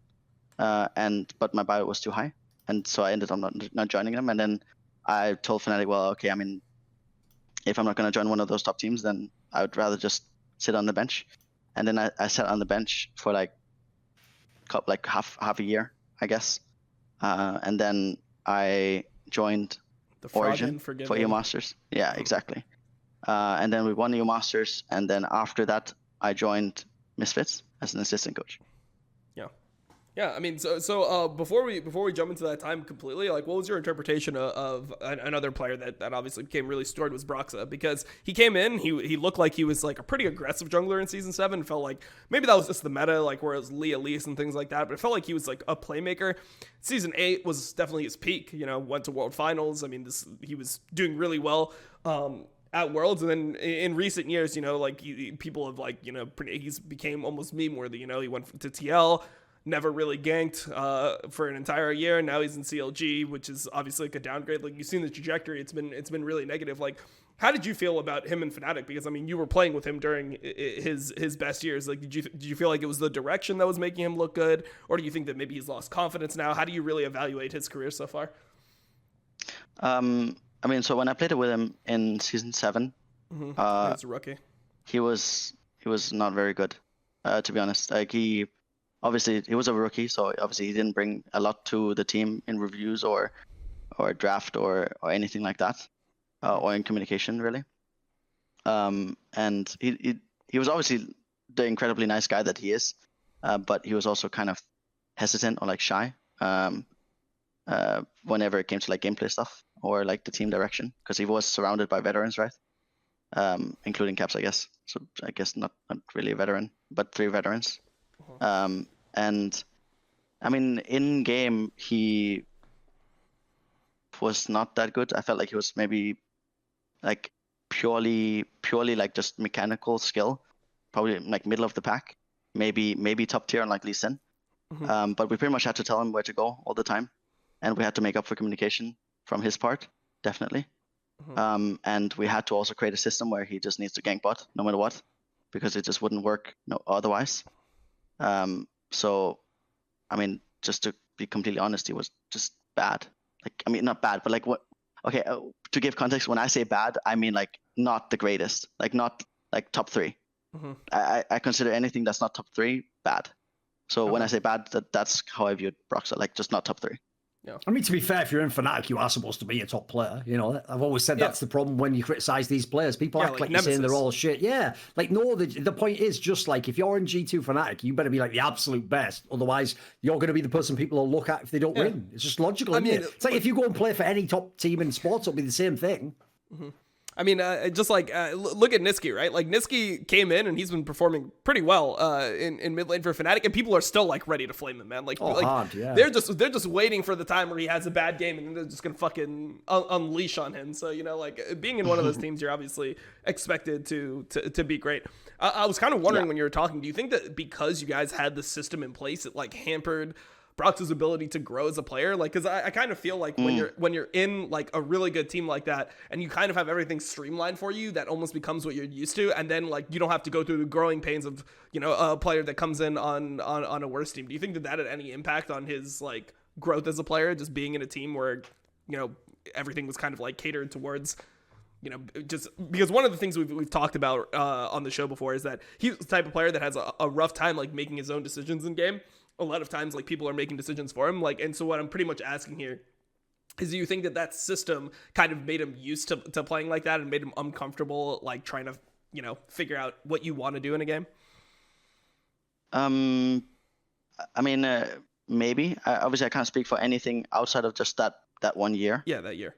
But probably. I mean, I would assume so. Like if you go an entire year having to just fill a role, it doesn't really matter why, right? Like either because he's too bad or because the team needs it. Doesn't really matter, honestly. Then obviously you're gonna that's what you're gonna learn. You're gonna learn how to fit into that system, right? But I have no idea whether he was actually coached fundamentally or like he actually improved fundamentally since then. Because I don't hear comms, right? Like I can only really judge his actual gameplay, and I mean it improved a little bit definitely, but yeah, it just hasn't improved a lot, I would say. Okay. Yeah, makes sense. All right, so I guess the next stop, since we decided to just go the car crash. Yeah, I mean, we got to talk about Misfits, like Misfits was... By the way, just before we get into this, one thing, if you want to know, like, because a lot of people, like, obviously, like, Jesiz, you've been in all these different positions, so people will know your name, but you're not, like, the most famous coach, you weren't the most famous player. If anyone wants to go and look at his resume on that, like, tournament results page where you can see all the rosters he played for, I don't know if there's anyone in the history of League of Legends who's been around more fucking insane, massive name players. Like, he either played with them, like, coached them, like, unreal. Yeah, unreal. Like, all EU royalty, like, fucking unbelievable level of players. Like, the amount of great players you've been around is mental, mate. Yeah. Yeah. Because even in this team, the one that failed, it had all these fucking massive names, didn't it? Which one? The Misfits one we're about to talk about. Even that one was like Soaz, Gorilla, like Featherman. Like, man, you've had so many players you played with. You must have, in that sense, compared to other people, because I know people who've been coaches, they had one set of players and a couple of players came in and out. Like, it must give you a different sense for like how good people are, what styles are possible, how players think about the game, right? Yeah. Your experience must be a lot. Yeah, I mean, I use it now and then, I would say, in my coaching with rookies, obviously. I just tell them about my experiences with different players and my experience, obviously, as well. And then I would just because kids love to hear stories. Like that's just the fact. Like they love hearing stories. They love hearing about how this legendary mid laner or legendary AD carry or legendary top laner used to do things, And then obviously I will only mention like a very, very specific little memory of like maybe I've padded a little bit to the story, right? To get my point across that I was making originally anyway. So obviously I do use that in my coaching now and then. By the way, when you said before you don't need to do some of those tricks you had to do before. Well, that's one of the reasons why. Because here's the thing, mate. If you're going to make that point, instead of making the point, just letting it stand, and you only go, if they go, I'm not sure, you go, yeah, Perks wasn't sure first either. But then the way it actually developed, like, and the thing is, you know what? Actually, Reckless used to say that was, like these name drops will be. I bet they're effective as fucking for guys in rookie or something, mate. Of course, you're going to give it a go at least, aren't you? Yeah. No, I just meant more like I don't have to tread carefully. I know. Yeah. But I definitely use tricks, and I mean, every coach does. So of course. Yeah, interesting. I mean, so I'm assuming that with Blue, you're just dropping caps like nonstop. You're just like, hey man, like when Caps is a rookie, like he used to do this as well, like, and Blue's just sitting there fucking eating it all up. Great. But it's really funny because obviously I have mentioned Caps, right, and I have mentioned Froggen and different mid laners that I've worked with, but whenever we speak about like what other mid laners did in the past, we generally speak about how I did things as a mid laner, and that's such a long time ago, right? Like obviously my actual mid lane experience was in season 4, so that's such a long time ago, but things are so fundamentally similar that I just tell him how I view certain things, or how I used to view things whenever I was in certain situations, and he can relate. Like he fully understands, or like fully understands whatever concept I'm trying to tell him or teach him by me just telling him whatever experience I had as a mid laner, which is crazy, right? It's such a long time ago. Yeah, no, I mean, I think that those stories still have value though, because it's not like the game actually changed that much. Like the game changed for sure, but like at its core.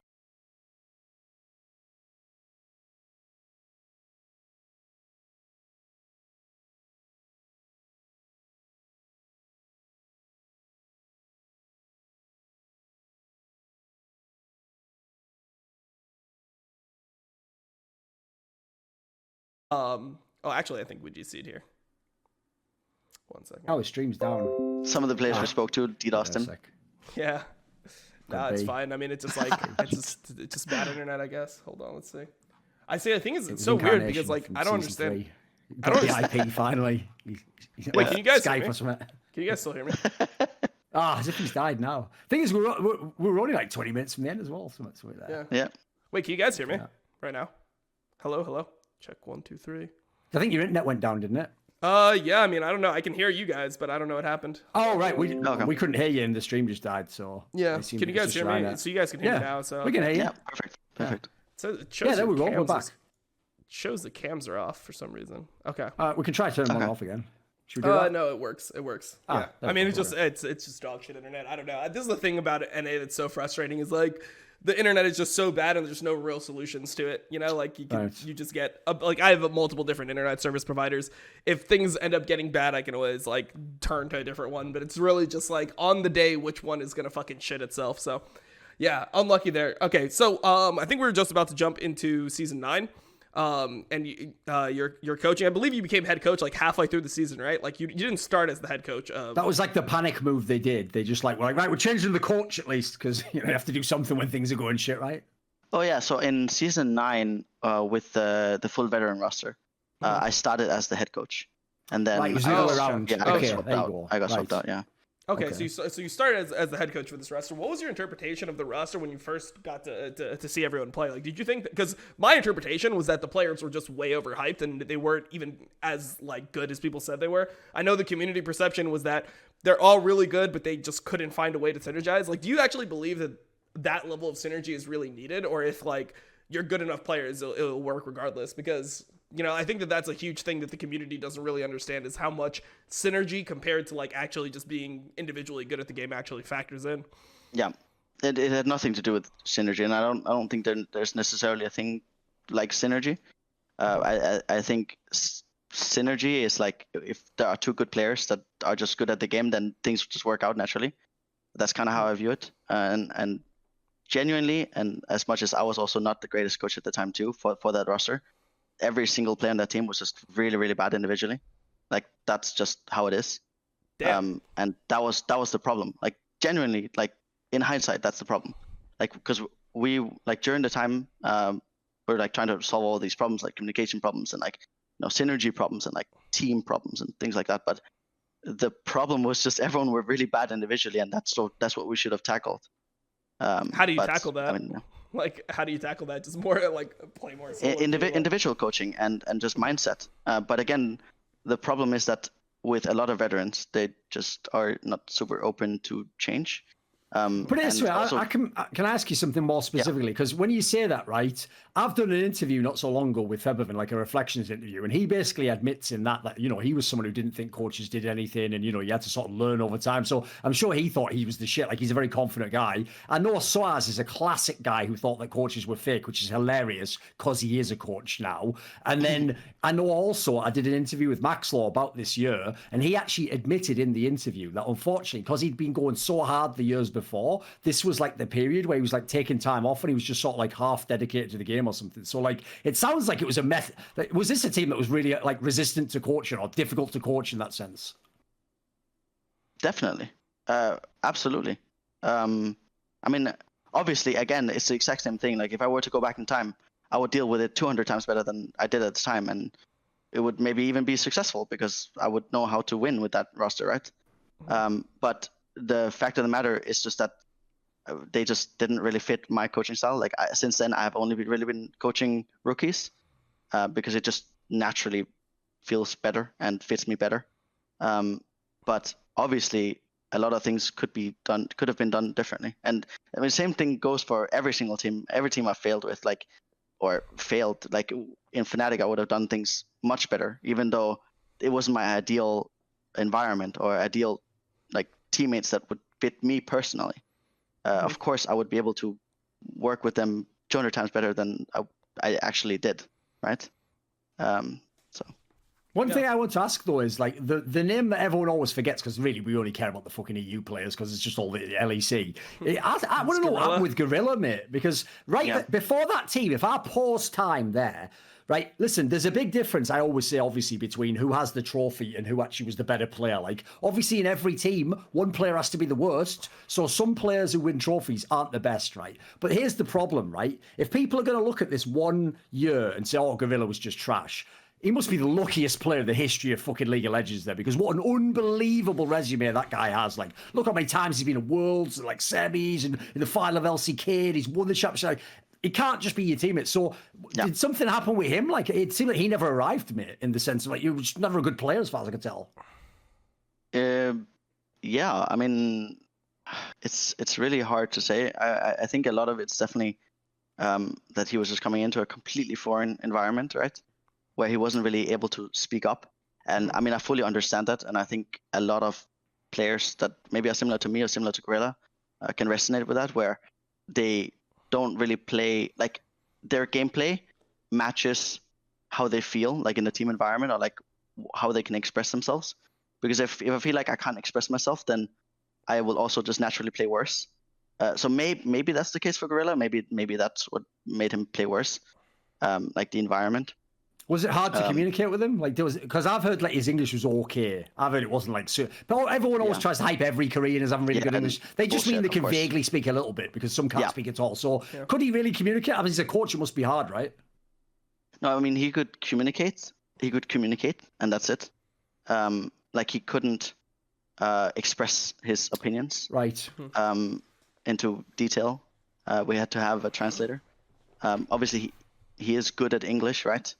But just like not good enough to like step up and like lead a team like any great coach would do, or like any great player would do. Like I imagine he would maybe do in Korea, right? And like I said, then that probably just impacts his gameplay a lot as well, right? Because he feels like he doesn't have as much impact outside of the game, and so maybe that confidence outside of the game doesn't transfer into the game. Yeah.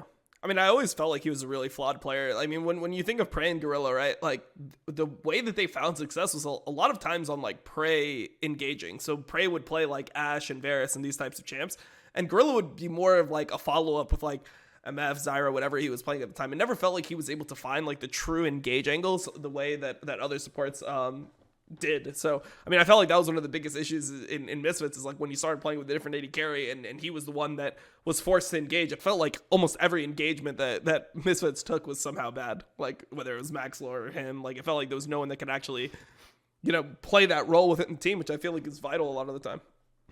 Yeah, definitely. I mean, I do think that, like, I don't want to take anything away from his success, because at the time I did think that he was just the best support in the world, genuinely. And then I mean, there is some truth to it, right? Like, I do think that he was just more comfortable as like a secondary engager, or like engaging when other people were also engaging. But just not like probably like completely leading the team and just taking full charge and just being incredibly alpha. Like, that was just not him, right? Yeah. So.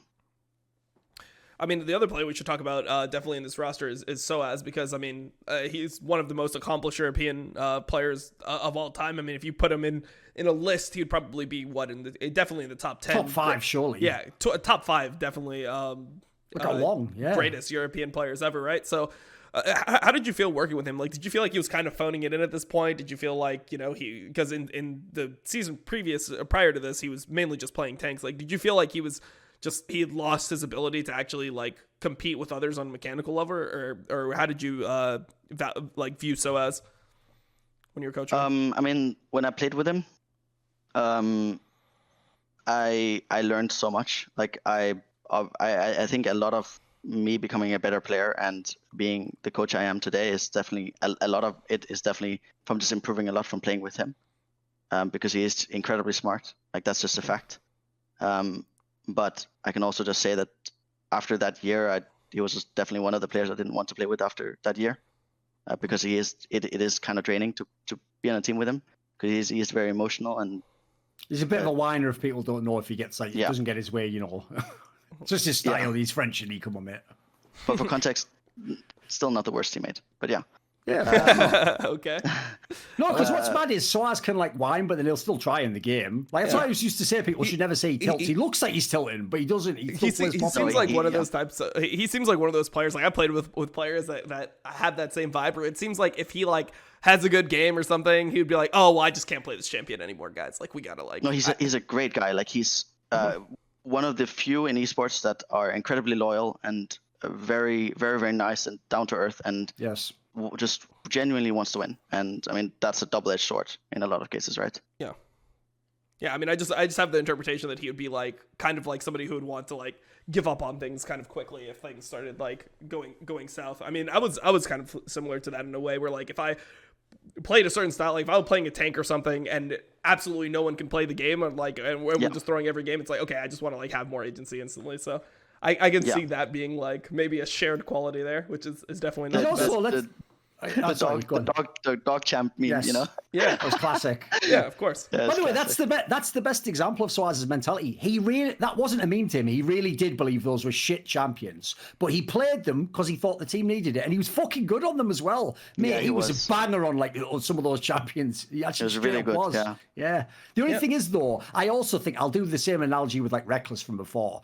Especially because not only has Soaz played so long, but he also was someone who was just good from day one in League of Legends. He's also someone who, he just took it for granted that every teammate's just going to be straight fire his whole career. He's just playing with the best EU mids, the best fucking Reckless half his career, Sven, Mithy, for someone like that, I bet he had no idea what the fuck was going on when the team was just collapsing around him. What is this? This is an alien environment to me. So if you're already a whiner, felt that way. Yeah, of course. What would you even do? Oh, it's super hard to go down. I mean, that was one thing I experienced in my career, right? Because when I first came in, I was playing with Dignitas, and we were just always top 3. So then when I feel you end up kind of being delusional about your capabilities when that's what you're exposed to, right? If you're on a top team consistently, I'm sure that you have the mentality of oh, if I go back to a lower team, I'll definitely make the team better. Our team will just instantly start improving or getting top 3, and then you take for granted all the things that other people do that make the team successful. I remember for example in my career, I played with Patoy, who still to this day, he is the best player I'd ever played with. He was legit as fuck, mate. Yeah. In terms of timing wards, I've never played with any support that knew. And this was when there was more wards in the game. Supports would start with a couple. They would start with two vision wards and a pink ward, and they would just be able to and he would tell me exactly what wards were placed, when they were timing out, and what angles I could gank from. What the fuck? That's legit as fuck. That's it's the freest fucking jungle game of your life. If somebody's okay, this ward expires in 5 seconds, you can come through river right now. And it's you're just doing a camp. It's so streamlined. That's kind of what we did for Brox, actually. I mean, not specifically that down to the detail of the ward timing, but we just told him the exact path of how to gank bot and when to gank bot. So that's kind of how we did it. That's also why, unfortunately, aside from just mechanics and engaging in team fights and stuff, it's always going to be super hard to actually judge junglers if you're not in the team. Because, for example, that's where some guy from a different region brings up the VOD and he's genius pathing. You see, he had a sense that the thing could it's actually a teammate just told him that's come down now. Actually, you can never know that, unfortunately, can you?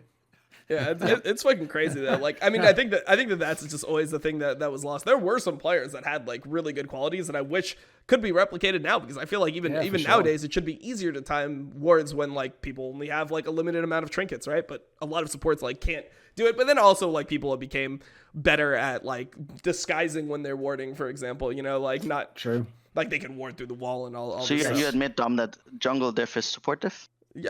Oh, so, you think so too? Sorry, not admit, but you agree? I don't know how you feel about the game right now, but I feel the support has more agency to gank and play make right now than the jungler actually does. You have to farm if you're jungler, don't you? What? How do you feel about this? So prior to the jungle change, the most recent one, I agree, because I think jungle was very telegraphed. But I think right now on the current patch, after post jungle change, post jungle nerf, I completely disagree. I think you will start to see a massive difference in good junglers and bad junglers. So do you think that the patch is actually going to have like an effect on the LEC meta for jungle? Because I mean, right now we're pretty much seeing everyone took the jungle changes as like, oh, we're just gonna play the same champions. They're just a little bit worse now. We don't really see that much diversity. Yeah, and to give you an idea, before, if you thought that every game was jungle diff, every game right now is really jungle diff. Like really, really, really, really jungle. And competitive. Yeah. So you will for sure see going forward, every team with the better jungler will just win every single game, no matter what. Damn. For sure. So, and this is like, I mean, without revealing everything, obviously, like, what do you think this is due to? Like, do you think it's meta or like what? I think it's just because the meta right now for jungling is not just pure ganking and pure playmaking, and it's also it's not pure farming. It's like a very mix, and it's a lot about being creative and understanding when to skip camps. And how to use resources based on lane state and map state. So it's a lot of things that you have to take into account as a jungler, and you have to be creative and smart and be able to think into the future. So you'll really be able to see the difference between the really good junglers and the not so really good junglers. Yeah, I mean, I guess we'll have to see like how that interacts. Like a player that's smart interacts with a player that's just full clearing. Because I mean, the old issue with jungle prior to 11.4 was that you're essentially forced to full clear. If you didn't full clear, it's really boring. Yeah, I mean, if you didn't full clear, you end up so far behind that your gank doesn't actually matter. Like, it's like, oh, I ganked and it was successful and I'm still behind, so I just should only farm. So, I mean, I guess we'll have to see how things go. I mean, I guess what you're telling me is that Rogue is going to legit, like, be legit. They're going to fucking win because I swear Inspired is, like, the best jungler in LEC. He is the best jungler in LEC, but I do think that in the case of Inspired versus Jankos, that's not going to make a big enough difference, I think. Mm-hmm. When it gets to the playoffs, the experience will kick in, Jankos. Also, you have to realize, I actually think sometimes, because G2 just memes 24/7 on Jankos, people almost start believing it and think he sucks. People don't think he's still really fucking good. Come on. Of course. He's one of the best players. And this is a joke I did on my show. My joke is like, even if he has a bad game on Nidalee, like, if you know how that champion works, the whole point is just to not let them have Nidalee. Like, that's how you just do it sometimes. But that's another thing that, like, people, like, ran away with that fucking meme. But Nidalee, like, you're not supposed to just be landing fucking spears, like, on pro players. Like, some of them are to make little move. Yeah, everything. Yeah, who the fuck is just landing max range spears on cooldown on Nidalee? Because if you do, that is the best champion in the entire game. Of course, it would be the most OP shit in the entire game, wouldn't it? Yeah. The base damage on the spear is like 200 at level 1. If you could land every like fucking spear, it'd be like a top lane champion or so, wouldn't it? It wouldn't be fucking jungle, would it? It's like aimbot in Counter-Strike, Yeah, it's like I've got a question. Since you played with so many players in your career, who is like the most underrated? The one that like no one ever brings up or something, but you think they're really good, or this guy was like underrated by the community or whatever? Is there someone that sticks out in your mind? No, I don't think so. Damn. I don't think so, no. Wait, did Thorin just... Oh, okay. I thought Thorin DC'd for a second. I thought he Yeah, no, I mean, there's probably someone. I just can't really think of anyone. Like, nothing comes to mind immediately. Right, fair enough. Yeah, not at all. Fair enough. I think everyone were rated pretty much as they should be rated based on their performance, so, yeah. How was it? I mean, people have been asking about this for a while, so I thought I'd put it past you. I mean, you're one of the people that was in the team when Leader started getting tryouts within, or like he was getting games within LEC, and then we haven't seen him for the last 2 years essentially. How did you feel about like Leader as a player? Do you think that he's like super LEC level and he's just unlucky, or do you think his attitude's holding him back? Like, what was it like playing with a player like him? Is he as talented as people think? Definitely. I mean, I think he's incredibly talented. I think I don't know if I want to call it personality, but the way his brain works and what he enjoys and wants to do just holds him back genuinely. Because when you're that talented, you can obviously play anything if you really put your mind to it, right? Yep. And he just doesn't put his mind to it. He just only wants to play one style. I mean, obviously he does play like Azir and Ryze and mages, right? Like, the meme is that he doesn't play mages, but obviously he does play some mages, right? It just he doesn't play Orianna and Syndra. But those are really, really crucial champions, and Zoe as well, right? Very, very crucial champions to be able to express your skill as someone who leads the game, like in a 4-man. Because when you're playing Irelia or Zed or Akali, you're not leading the 4-man. Of course you're not. Like, you're just doing your own thing and you're giving information. If anything, you can lead when you're like playing sideline and how you want to play the map and stuff like that, but you can't lead the format and express how strong you are and like what needs to happen in like a team sense. So of course there's going to be concerns. Like I'm of the belief that I don't think he didn't get chances in early season stat because of anything like toxic or anything, because I felt like it was common knowledge that he wasn't toxic and that he was a really good teammate and a very nice guy. But I think he just didn't get offers because he only really played one way. He only really plays one way, and the team needs to adapt to him, right? Yeah. And a lot of coaches don't really want to work with that. Like most coaches, and I think it's also just because coaches are really bad generally. Yeah. They genuinely just want players that can carry them. Like that's literally it. They want a player. But I feel like he's one of the best players for that. Like I feel like if you don't want to like, I mean, I think it would almost go the other way, at least in my perception, right? Because he's somebody who's so like individualized in the way that he wants to play. Like if I was a coach that I didn't know what the fuck I was doing, I was like, yeah, I mean, like we're gonna live or die based on his style anyway. So like I won't have that much accountability. Do you think that's an angle? Yeah, but that's also like that would what you've just said there though, Dom, also is like reflection that a good coach would make. I think what he's trying to say, like this is like how I get it, is like a lot of coaches, right? I mean, let's face it, a lot of people still to this day in coaching just copy and paste what they see the best teams and players do. So whatever they think's meta, if it's Azir, if it's Orianna, they just want someone who's amazing on Orianna. They don't have to tell them anything. You just go, there you go, you just pick it, you play it. Whereas the point is, you have to really, really not only know the game, but you're going to have to completely like go super deep on what Leader's doing and how we're going to use it, how we're going to make his echo work here or his fucking Aurelia. Like, that's going to be really complicated. That sounds like a really hard job to do. I agree. If you were an amazing coach, that would be like you, that could actually be like a fucking super like OP guy to have, because everyone else might not think he's that good, but if you made the team work, but the problem is that sounds like a lot of work on the coach in my opinion. I mean, we were considering him this offseason, absolutely. And I fully agree. Like you're spot on, Thorn. Like that's what I mean. Like I think if things go south or things don't really work or like things aren't clicking between the teams, because like I said, it's not just leader. Like it's also about the entire team like buying into it and like the entire team understanding what needs to happen to play this way, like down to the detail. Otherwise, it doesn't work, right? Like you need to be able to coach that. Like you need to be able to make people understand that. And leader's not going to do that. Like he's not going to make people understand exactly how he wants to play. Like he just wants to play the game and he expects everyone else to play his way, right? And so you need a great coach with a guy like that. Like you need someone who can actually take responsibility and knows exactly how to make that work. Yeah. And that's confident in doing it, right? And that's confident in making everyone else confident in it too.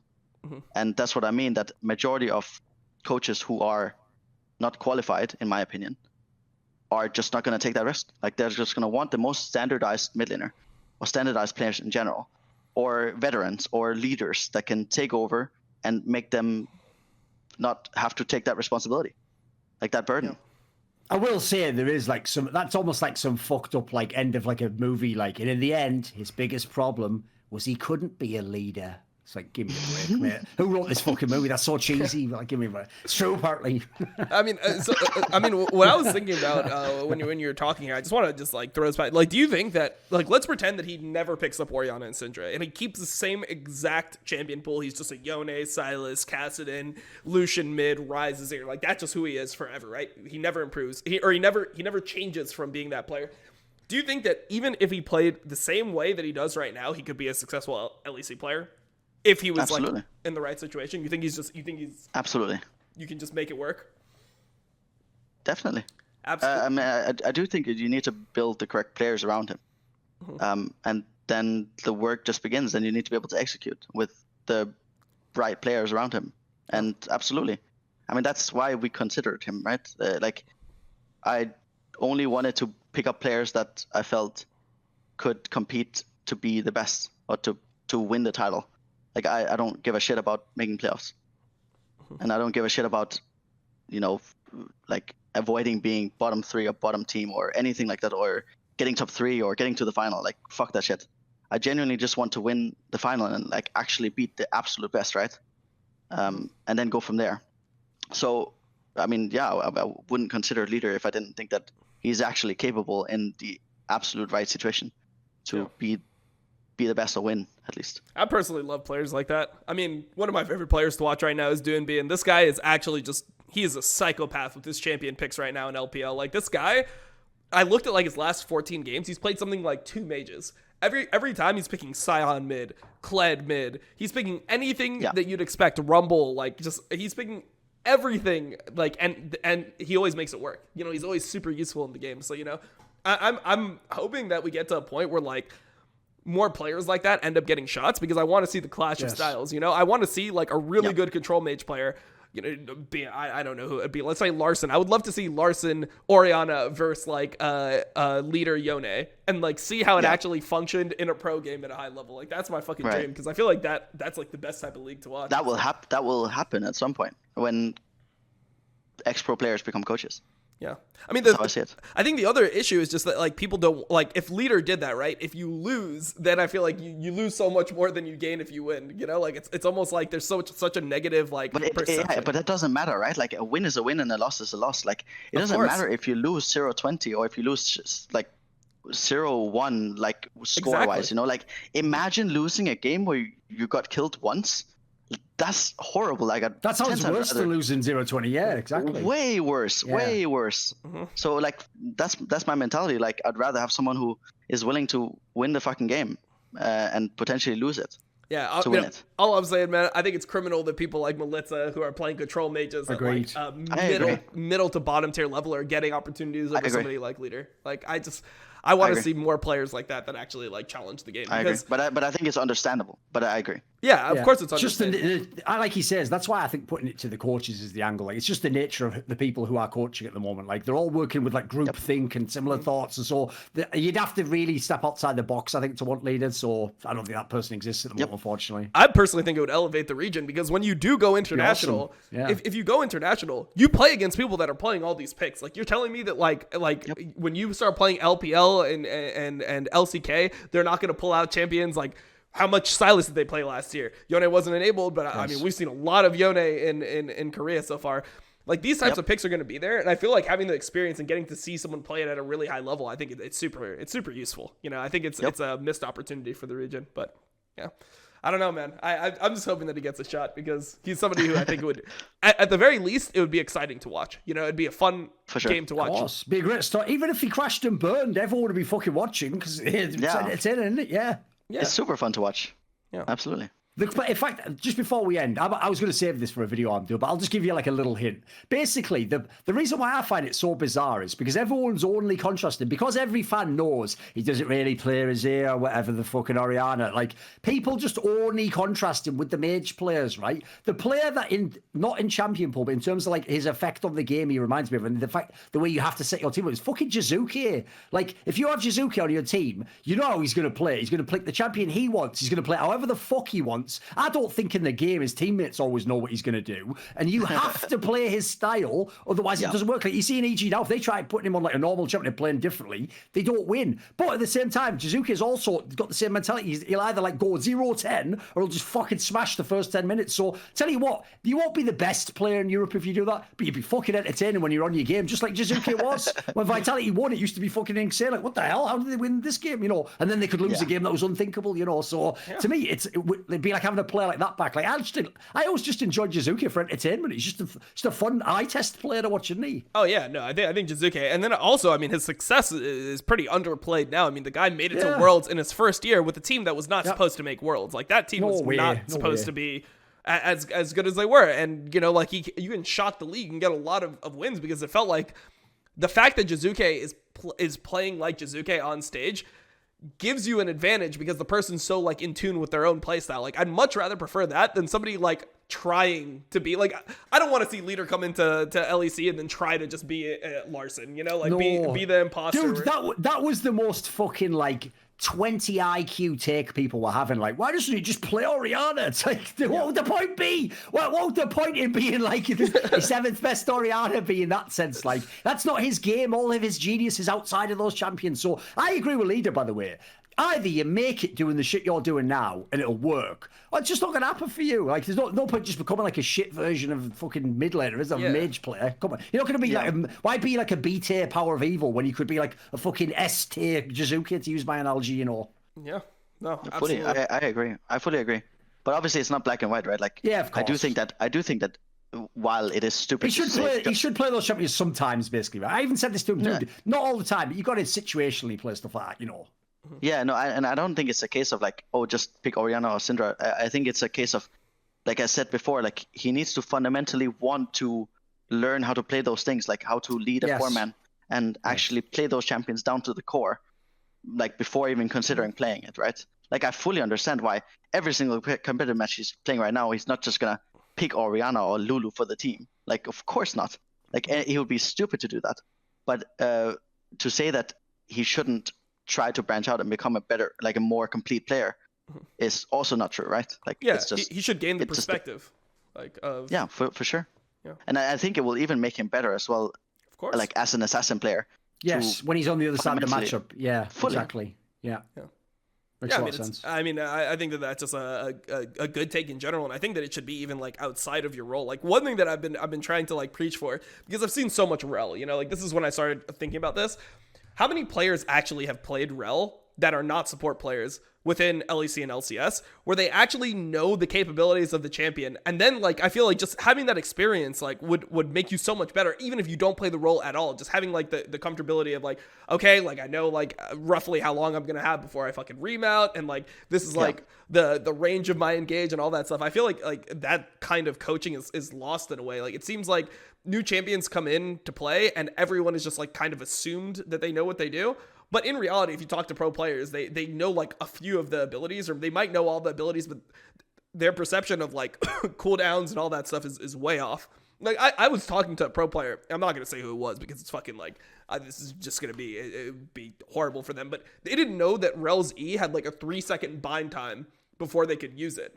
And this was like a couple weeks ago. There's a person playing pro that didn't know that the Rel had like a 3-second bind time before they could like immediately E or whatever, you know? So, I mean, it's kind of bad, you know? But this is normal. This is normal. I mean, a lot of my players didn't know as well, by the way. Like, that's normal. Like, none of my players outside of my support played this champion. They didn't touch the champion. And then we scrim against it, and then Rel is doing all these things. It's like jumping and like, you know, binding and stunning, and then they're like, oh, this champion is completely unplayable, can't play against it. Then me and Treatz go over to them like, you understand how this champion works, right? Like he does this and this is how it works. They're like, oh, okay. I see. It's so crazy. Like they don't touch. Majority of players don't really touch. So when, every champion. When new champions come into the meta, is that something as a coach that you try to like at least have some emphasis on? Is because I feel like that's such a basic thing, but it feels like there's like kind of a loss where people just assume that everyone knows it within the scene, and then they just move on instead of like focusing on the micro. Do you do any effort? Like, do you make players go in a custom game with these champions or anything, a practice tool? Like, is there anything that you do or you think is necessary? Not really. I mean, it really depends case by case, like on how good and viable the champion is and how like actual likely it's going to be. Like if there's a chance that the champion's going to be played, then obviously I'm going to demand my players to understand the champion fully, right? And I'm going to want to play with it and against it as much as possible. Yes. I shared a little. But if I think a champion is useless, then I'm not going to bother. Yeah. No, of course not. I had a little side take on that, which was to do with the angle of like coaching and why you want players to play champions, right? The idea that a player just says like, for example, like, oh, I'm just not good on that champion, and then they think that means they don't need to play it because they're not going to pick it and we're just going to ban it, or if they play, you know, I'll be on the other side of the matchup. That is such a stupid idea. I'll give you an example. Like, I'll go to jungle role, Dom's role here, right? Let's say, for example, you're one of those players who doesn't ever play Nidalee, right? There's only two ways you're going to think. You're going to either think it's just a bad champion, therefore I'm not going to play it, or maybe you complain, oh, it's OP as fuck, because you know what? If you play a really good Nidalee, because it's like a hard champion to play, yeah, it's fucking impossible. This guy, he can do anything. He can evade you at this point. He can hit with the spears. Here's why you should play it. Because if it is a really good champion, but you're not going to play it and you're going to play against it, what you need to know, and the reason why I specifically picked that champion, because I've actually played that champion a few times myself, I know how fucking hard it is mate, if you're anything except like God tier on champion like that, like, doing even the clears early on, you have to be like flawless. So, mate, what you're going to figure out is, wait, these are all the moments in the game that even on this champion that I think's OP, I actually feel really uncomfortable. And if a guy comes here, it fucks my game up, or if the top laner doesn't help me at this moment, it's got like, that'll show you in the game on the other side how you can make that guy feel pressure, how you can stop him getting to the OP point in the game, a power spike. Like, I know it sounds like a counterintuitive point, but like that will actually, that's almost like free scouting to play against it. Yeah, and I think that like what you just mentioned, I think is also just from my experience what all the like best players that I've played with or worked with have been doing, which is being very, very interested in understanding other roles. Like I think the best example is just Caps, who was just from the very start, like of being a rookie in the very start, like just being so eager to understand every single role, and so eager to understand every bot matchup, every top matchup, understand jungle matchups all the time. Like after every single game, just going over to the guy now and asking and being super eager to understand, because he felt like it was super necessary for him to understand everything.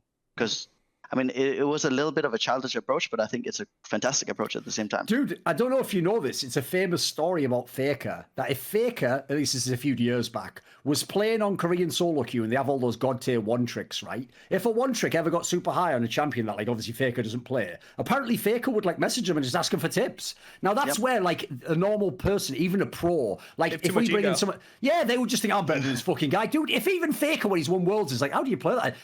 Tell you what, by the way, the guy's probably going to tell you if you caps a Faker. That's the sickest part. So no wonder these guys are genius, because, like you say, they're just curious about the game. They never stop being curious. Yeah. Well, I have an opposite approach with one tricks, where people have this mentality of like, oh, well, you know, like some one tricks, like they get really high rated, but they're really bad.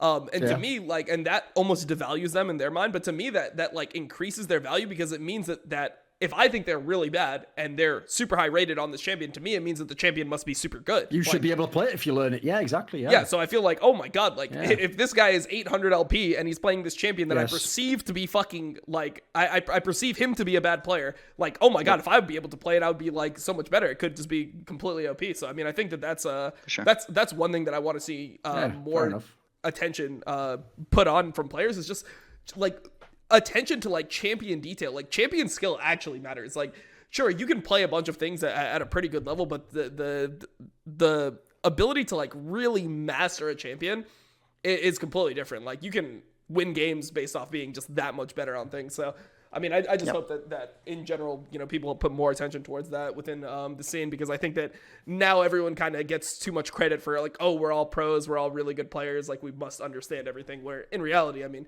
game changes all the time. Not everyone's going to be an expert at That's also, champion. by the way, I mean, obviously you guys know because you're in the game, but like people don't think about it. That is basically the #1 skill in League of Legends. Like League of Legends compared to like Counter-Strike or Quake or StarCraft, it's not the like highest mechanical skill game in the world. It's not the champion, the game where you just practice one thing, like in Counter-Strike, the certain aim, the maps, the precision. What League of Legends is about at its top level is it's called information burden, because there's so many champions and they can all interact in a million different ways and they're changing it constantly. So really what it's about is constantly staying on top of that. And so there's loads of pros who like, well, I can still play these champions, or yeah, I'm good on that, or they're just asking you 3 weeks after a patch change. Like, so what really changed in that patch? It's like, dude, that's what being a pro is. Like, the idea your coach is going to tell you should be going and finding that out. You should do the research for your role for that. Yeah. I mean, the game is so complex. Like, it's obviously like there's so much information at the same time, right? Like, imagine a mid laner who just has to think about 10 different things at the same time. Like, obviously, he's not going to be able to put his attention to everything like fully, right? So it's a lot about being able to use like all the knowledge that you have like in the back of your head and just make the best instinctual decisions based on your knowledge and your experience. Which, I mean, obviously differs it from other games. Like other games are just very mechanical, that are very repetitive, right? Like very repetitive in just mechanics. But League of Legends is just such a complex game where you must understand the fundamentals to its highest level, and be able to execute instinctually based on whatever knowledge you have in the back of your head. Like you have to understand it down to the core to be able to fully execute. Yep, absolutely. All right, so I mean, we're about to hit the 2-hour mark. I mean, this is normally where we end up ending the show, but before we end, we always like to throw it to our guests. Is there anything that you wanted to discuss on the show that you didn't get the opportunity to? You know, any topics that you thought we would cover that we didn't? If not, we can just end here. But if there's something that you specifically wanted to talk about, you know, we're open to whatever topics you have. I mean, I always want to talk about my team. Because as much as I didn't watch NA this year, I just in general, I'm not a coach or a person who watches a lot of League of Legends outside of my own team. Okay. I just try to watch the most important ones, the ones where I feel like it's actually useful, or I can gain something. So I'm always just very, very focused on my own team and like what I think we can do. And I love watching my own team, but I hate watching other teams. Okay. I just don't like League of Legends, but I love when my team plays League of Legends. This is how I am. So I mean, we can talk about my team really quickly if you want to, but yeah, sure. Let's talk about it. I mean, one player that we should start with if we're talking about your team should be TynX. This is somebody who people had a bunch of different takes on. I mean, everyone always memes him because when I did my player ratings with Veteran put him at a 90, which was like higher than it was like close to inspired. What the fuck? Yeah, without even playing in the LEC. Yeah, before you even played an LEC listen, game. I will never pretend. I definitely don't know more about ERLs than Veteran, but like, they must be friends or something, because I'll tell you, right, I watched some of the games in that team he was in. Like, he was good on his champions in like a very specific way, but he wasn't even like the best player on that team. I didn't think, like, I don't know, mate. 90, fuck it. Dude, 90's like Jankos fucking self-made level. What? That's a reach. Why has he done that? Was that to be edgy or something? Why would you do that? They're friends. They're friends. Obviously. Oh, there we go. Then that's what. To be fair, right? You have to understand. Everyone who's an analyst, by the way, has biases. It's actually part of their strength, because the areas that they think a certain way. The problem is that one area everyone can get blinded by. Look, listen to Dom when he was trying to tell that fucking revenge guy who was going to be sick. The problem is if you're friends with someone that can a little bit blur the lines, of course. Of course. Because you just look at, you just thought it's rose-tinted glasses. You want to see the best of them, I'm amazed by that though. 90, fucking hell. Yeah, I mean, whatever. I guess they're that good friends. Must be really good friends.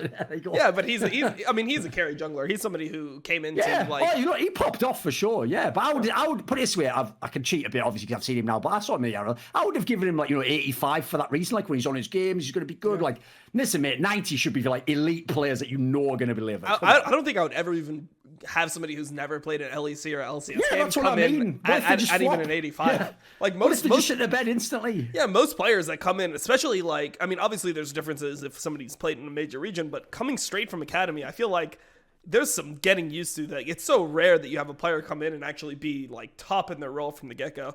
But yeah, I mean, I think TynX in general, like he's been somebody who's been pretty impressive in some games. I mean, he has a wide champion pool.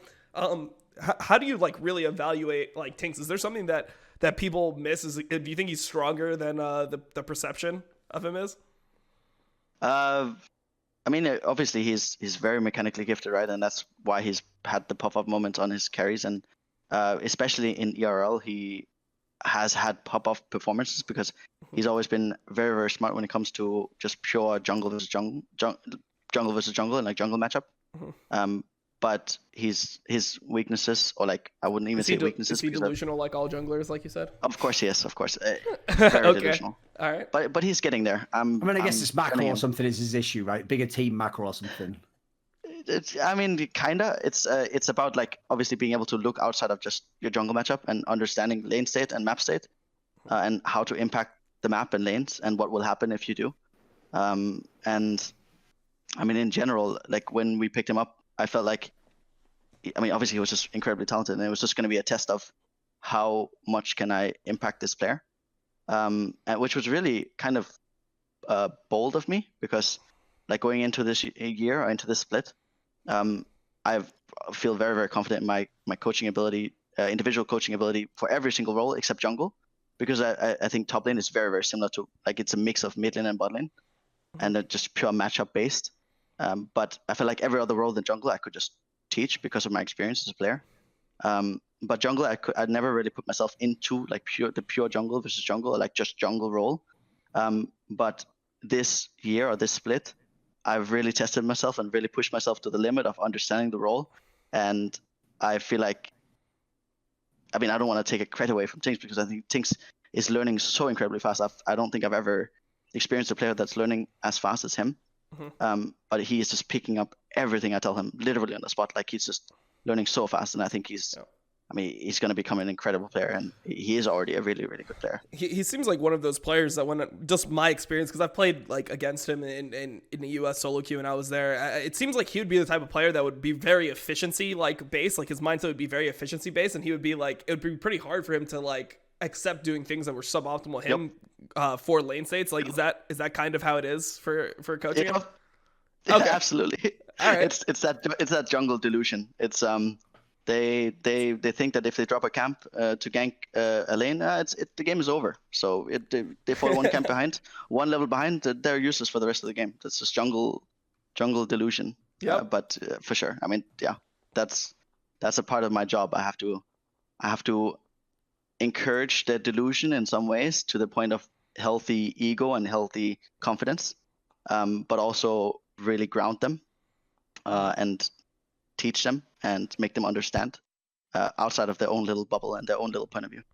Yeah, I feel like that's the hardest thing to do with junglers, because just, I mean, that's like the way you win solo queue is by farming and then ganking when it's a good time for you to gank. Like almost because the windows, I think the biggest thing from my experience at least is that the windows are a lot smaller in pro play than they are in solo queue. In solo queue, like, people are just going to be overextended for longer periods of time, and you have longer like windows to actually make your plays. In competitive, it's very short, so you actually have to be watching all the time. Like, is it something that like, how do you actually like go about trying to work with the jungler to get them out of those habits? Like, are you able to just like show them this, like, wave states and things like that, and just like help them weigh the value of the play? Like, how do you actually work through that type of problem? Because I feel like that's the hardest part. No, for sure. And I think I wouldn't have been, like, as much as he learns fast, I wouldn't have been able to do it if he wasn't the type of person who could just handle criticism incredibly harshly. Yeah, no, so like, but he handles criticism so harshly. Like, obviously I coach everyone differently and I speak to people very differently, but when I speak to TynX, I am very, very harsh. Like, I'm just completely blunt, like as blunt as it can get, and I'm very extreme. So if I feel like he's not doing something as good as I feel like he should be doing, or if I consider him delusional at some things, I'll be very, very harsh on him on that specific thing, because and I'll make it very clear to him why I'm frustrated and why I'm like not okay with his point of view being this way, and what the consequences of his mindset, like, being that way will like be. And so it's just it's just been a case of me making him understand matchups and lanes and what happens when you pressure gank, and like what happens when you skip camps, and like what the value versus loss is, and just think more creatively. Because literally any jungler can path path for camps, right? But not every jungler can understand what will happen 1 minute later if you do something that isn't just pathing for camps, right? Like, not every jungler understands what happens if you gank mid lane, like pressure gank mid lane, then skip a camp, right? I remember one thing that he talked about in an interview is the fact that I believe he said this, I'm paraphrasing here, but like the fact that you guys were both Danish, like you had like some type of like bond where you could actually speak your own language to each other, you know, like you didn't, and you know, I feel like that's a common thing within European teams, is like you have like some familiarity there. Is that why you feel so comfortable with him? Is because you guys like have that like kind of like bond in a way, like it's just more like familiar? Maybe. I wouldn't immediately contribute it to that. I think it's more that I see him being very similar to how I was when I was young. Like, he's very similar to how I was when I was 17, 18. So when I recognized it, that was kind of how he was, I knew exactly how to speak to myself, right? How I would have wanted to be spoken to at that age. So, and how it would, how it would be most effective. And I mean, it's just proven to be very effective whenever I speak to him. So then it's just a case of, okay, let's continue doing this. And if a case, like, maybe it doesn't work sometimes, then it's like, it's just an adjustment, right? Then I just adjust and I apologize, and then we adjust. How much freedom did you have, like, over creating this roster? Because it seems like the way that you're phrasing it, you had a lot of control. I mean, Gen X was already there, but like you had a lot of control over like who you decided to pick up. Do you feel like that was like, this team is like your team where you actually had the most impact on roster formation? I mean, so I don't want to take away credit from Joe Innerflame, because obviously he was the one with the final say, and he was a really big part of choosing the players. But I will also say that it was the roster that I've had the most impact on what players that were picked up, for sure. Like, it was just a case of Joe suggesting a bunch of different players to me, and taking care of the actual like finishing the deal, you know. And then him just suggesting a bunch of players, and me just looking at their solo queue VODs and like watching their POV and judging whether I think that they have it or not. And then I would just tell Joe, okay, I think this guy has it, and let's do it. Yeah. So would you say that, like, in general, you care more about just their own, like, when you're trying to evaluate a player, you cared more about analyzing their solo queue point of view more than actually like regional league play and stuff like that? That's what you actually care more about? Interesting. because like it goes back to what I was saying. Like I think any great player can recognize greatness, like immediately. And a lot of what I do, like whenever I coach or like when I do reviews, I think I'm very different from other coaches. Like in the sense that whenever I'm watching a scrim, I'll just be casually watching it. I'll be listening to music and just sitting like this in my chair and just chilling, and then watching the game. And then randomly I'll be like, oh, whoa, something's not right. And then I'll just like sit up in my chair. I'll click delete once so it goes back like 15 seconds. Maybe I'll click it twice. And then I'll be like, oh, this is why I felt it was off. Something's off. And then, I mean, I do a lot of things based on feeling. And same with champions, like whatever champions we want to play. It's like, oh, this champion doesn't feel good. I don't want to play it anymore. Or like, I don't think we should play it anymore. And similarly, when we pick up players, it's, well, I don't think this guy has it. Or I think this guy has it. How big is your coaching staff? Like, is it just like mainly you're like the one that's making most of the decisions, or does your coaching staff have like, you know, data analyst, positional coaches, things like that? Like how big is the coaching infrastructure within your team? So in the LEC, it's just me and my head analyst, Tom. So it's just basically me running the show and then Tom doing analyst duties for me. I don't really feel the need to have a lot of things. I don't really need a second opinion. I don't really need an extra guy to coach or be an authority figure or anything like that at all. Individual coaching, that would always be good, obviously, to have multiple. But I don't feel a massive need. But what I do feel a need of is definitely analyst duties. Yeah. Okay. Interesting. So is it something that you have like actual opposition to, or do you just feel like it's the best for you personally to work with like more of like a small staff? Like, do you think that a big staff can be necessary for like, you know, other coaches, or be useful for other coaches? I think for sure it's very useful for other coaches, and I think the main reason why I prefer to keep it small is because I like keeping things simple, and I think there is a certain thing with it. Like I felt it in every single team I was in, and I especially always felt something was off ever since my time in SK. Where in SK it was obviously just us 5 players. Like it was super intimate, right? Like all the 5 players could just always express themselves because there wasn't that role, like a coaching role, where everyone were like looking towards him, expecting him to say stuff and expecting him to take the lead of the team. And instead, because there wasn't that, everyone else just stepped up, right? And like took leadership and took ownership, right? And had accountability for themselves and each other. And I think that's amazing. Like I think that's what I want. That's what I want in a team. I want it to be as intimate as possible. I want it to be as simple and small as possible, so that it can just be us like in our little bubble together as 6 or 7, as small as possible, and just be able to express as much as we want instead of having a bunch of outside opinions or a bunch of opinions, like too many opinions, too many cooks in the kitchen. Yeah.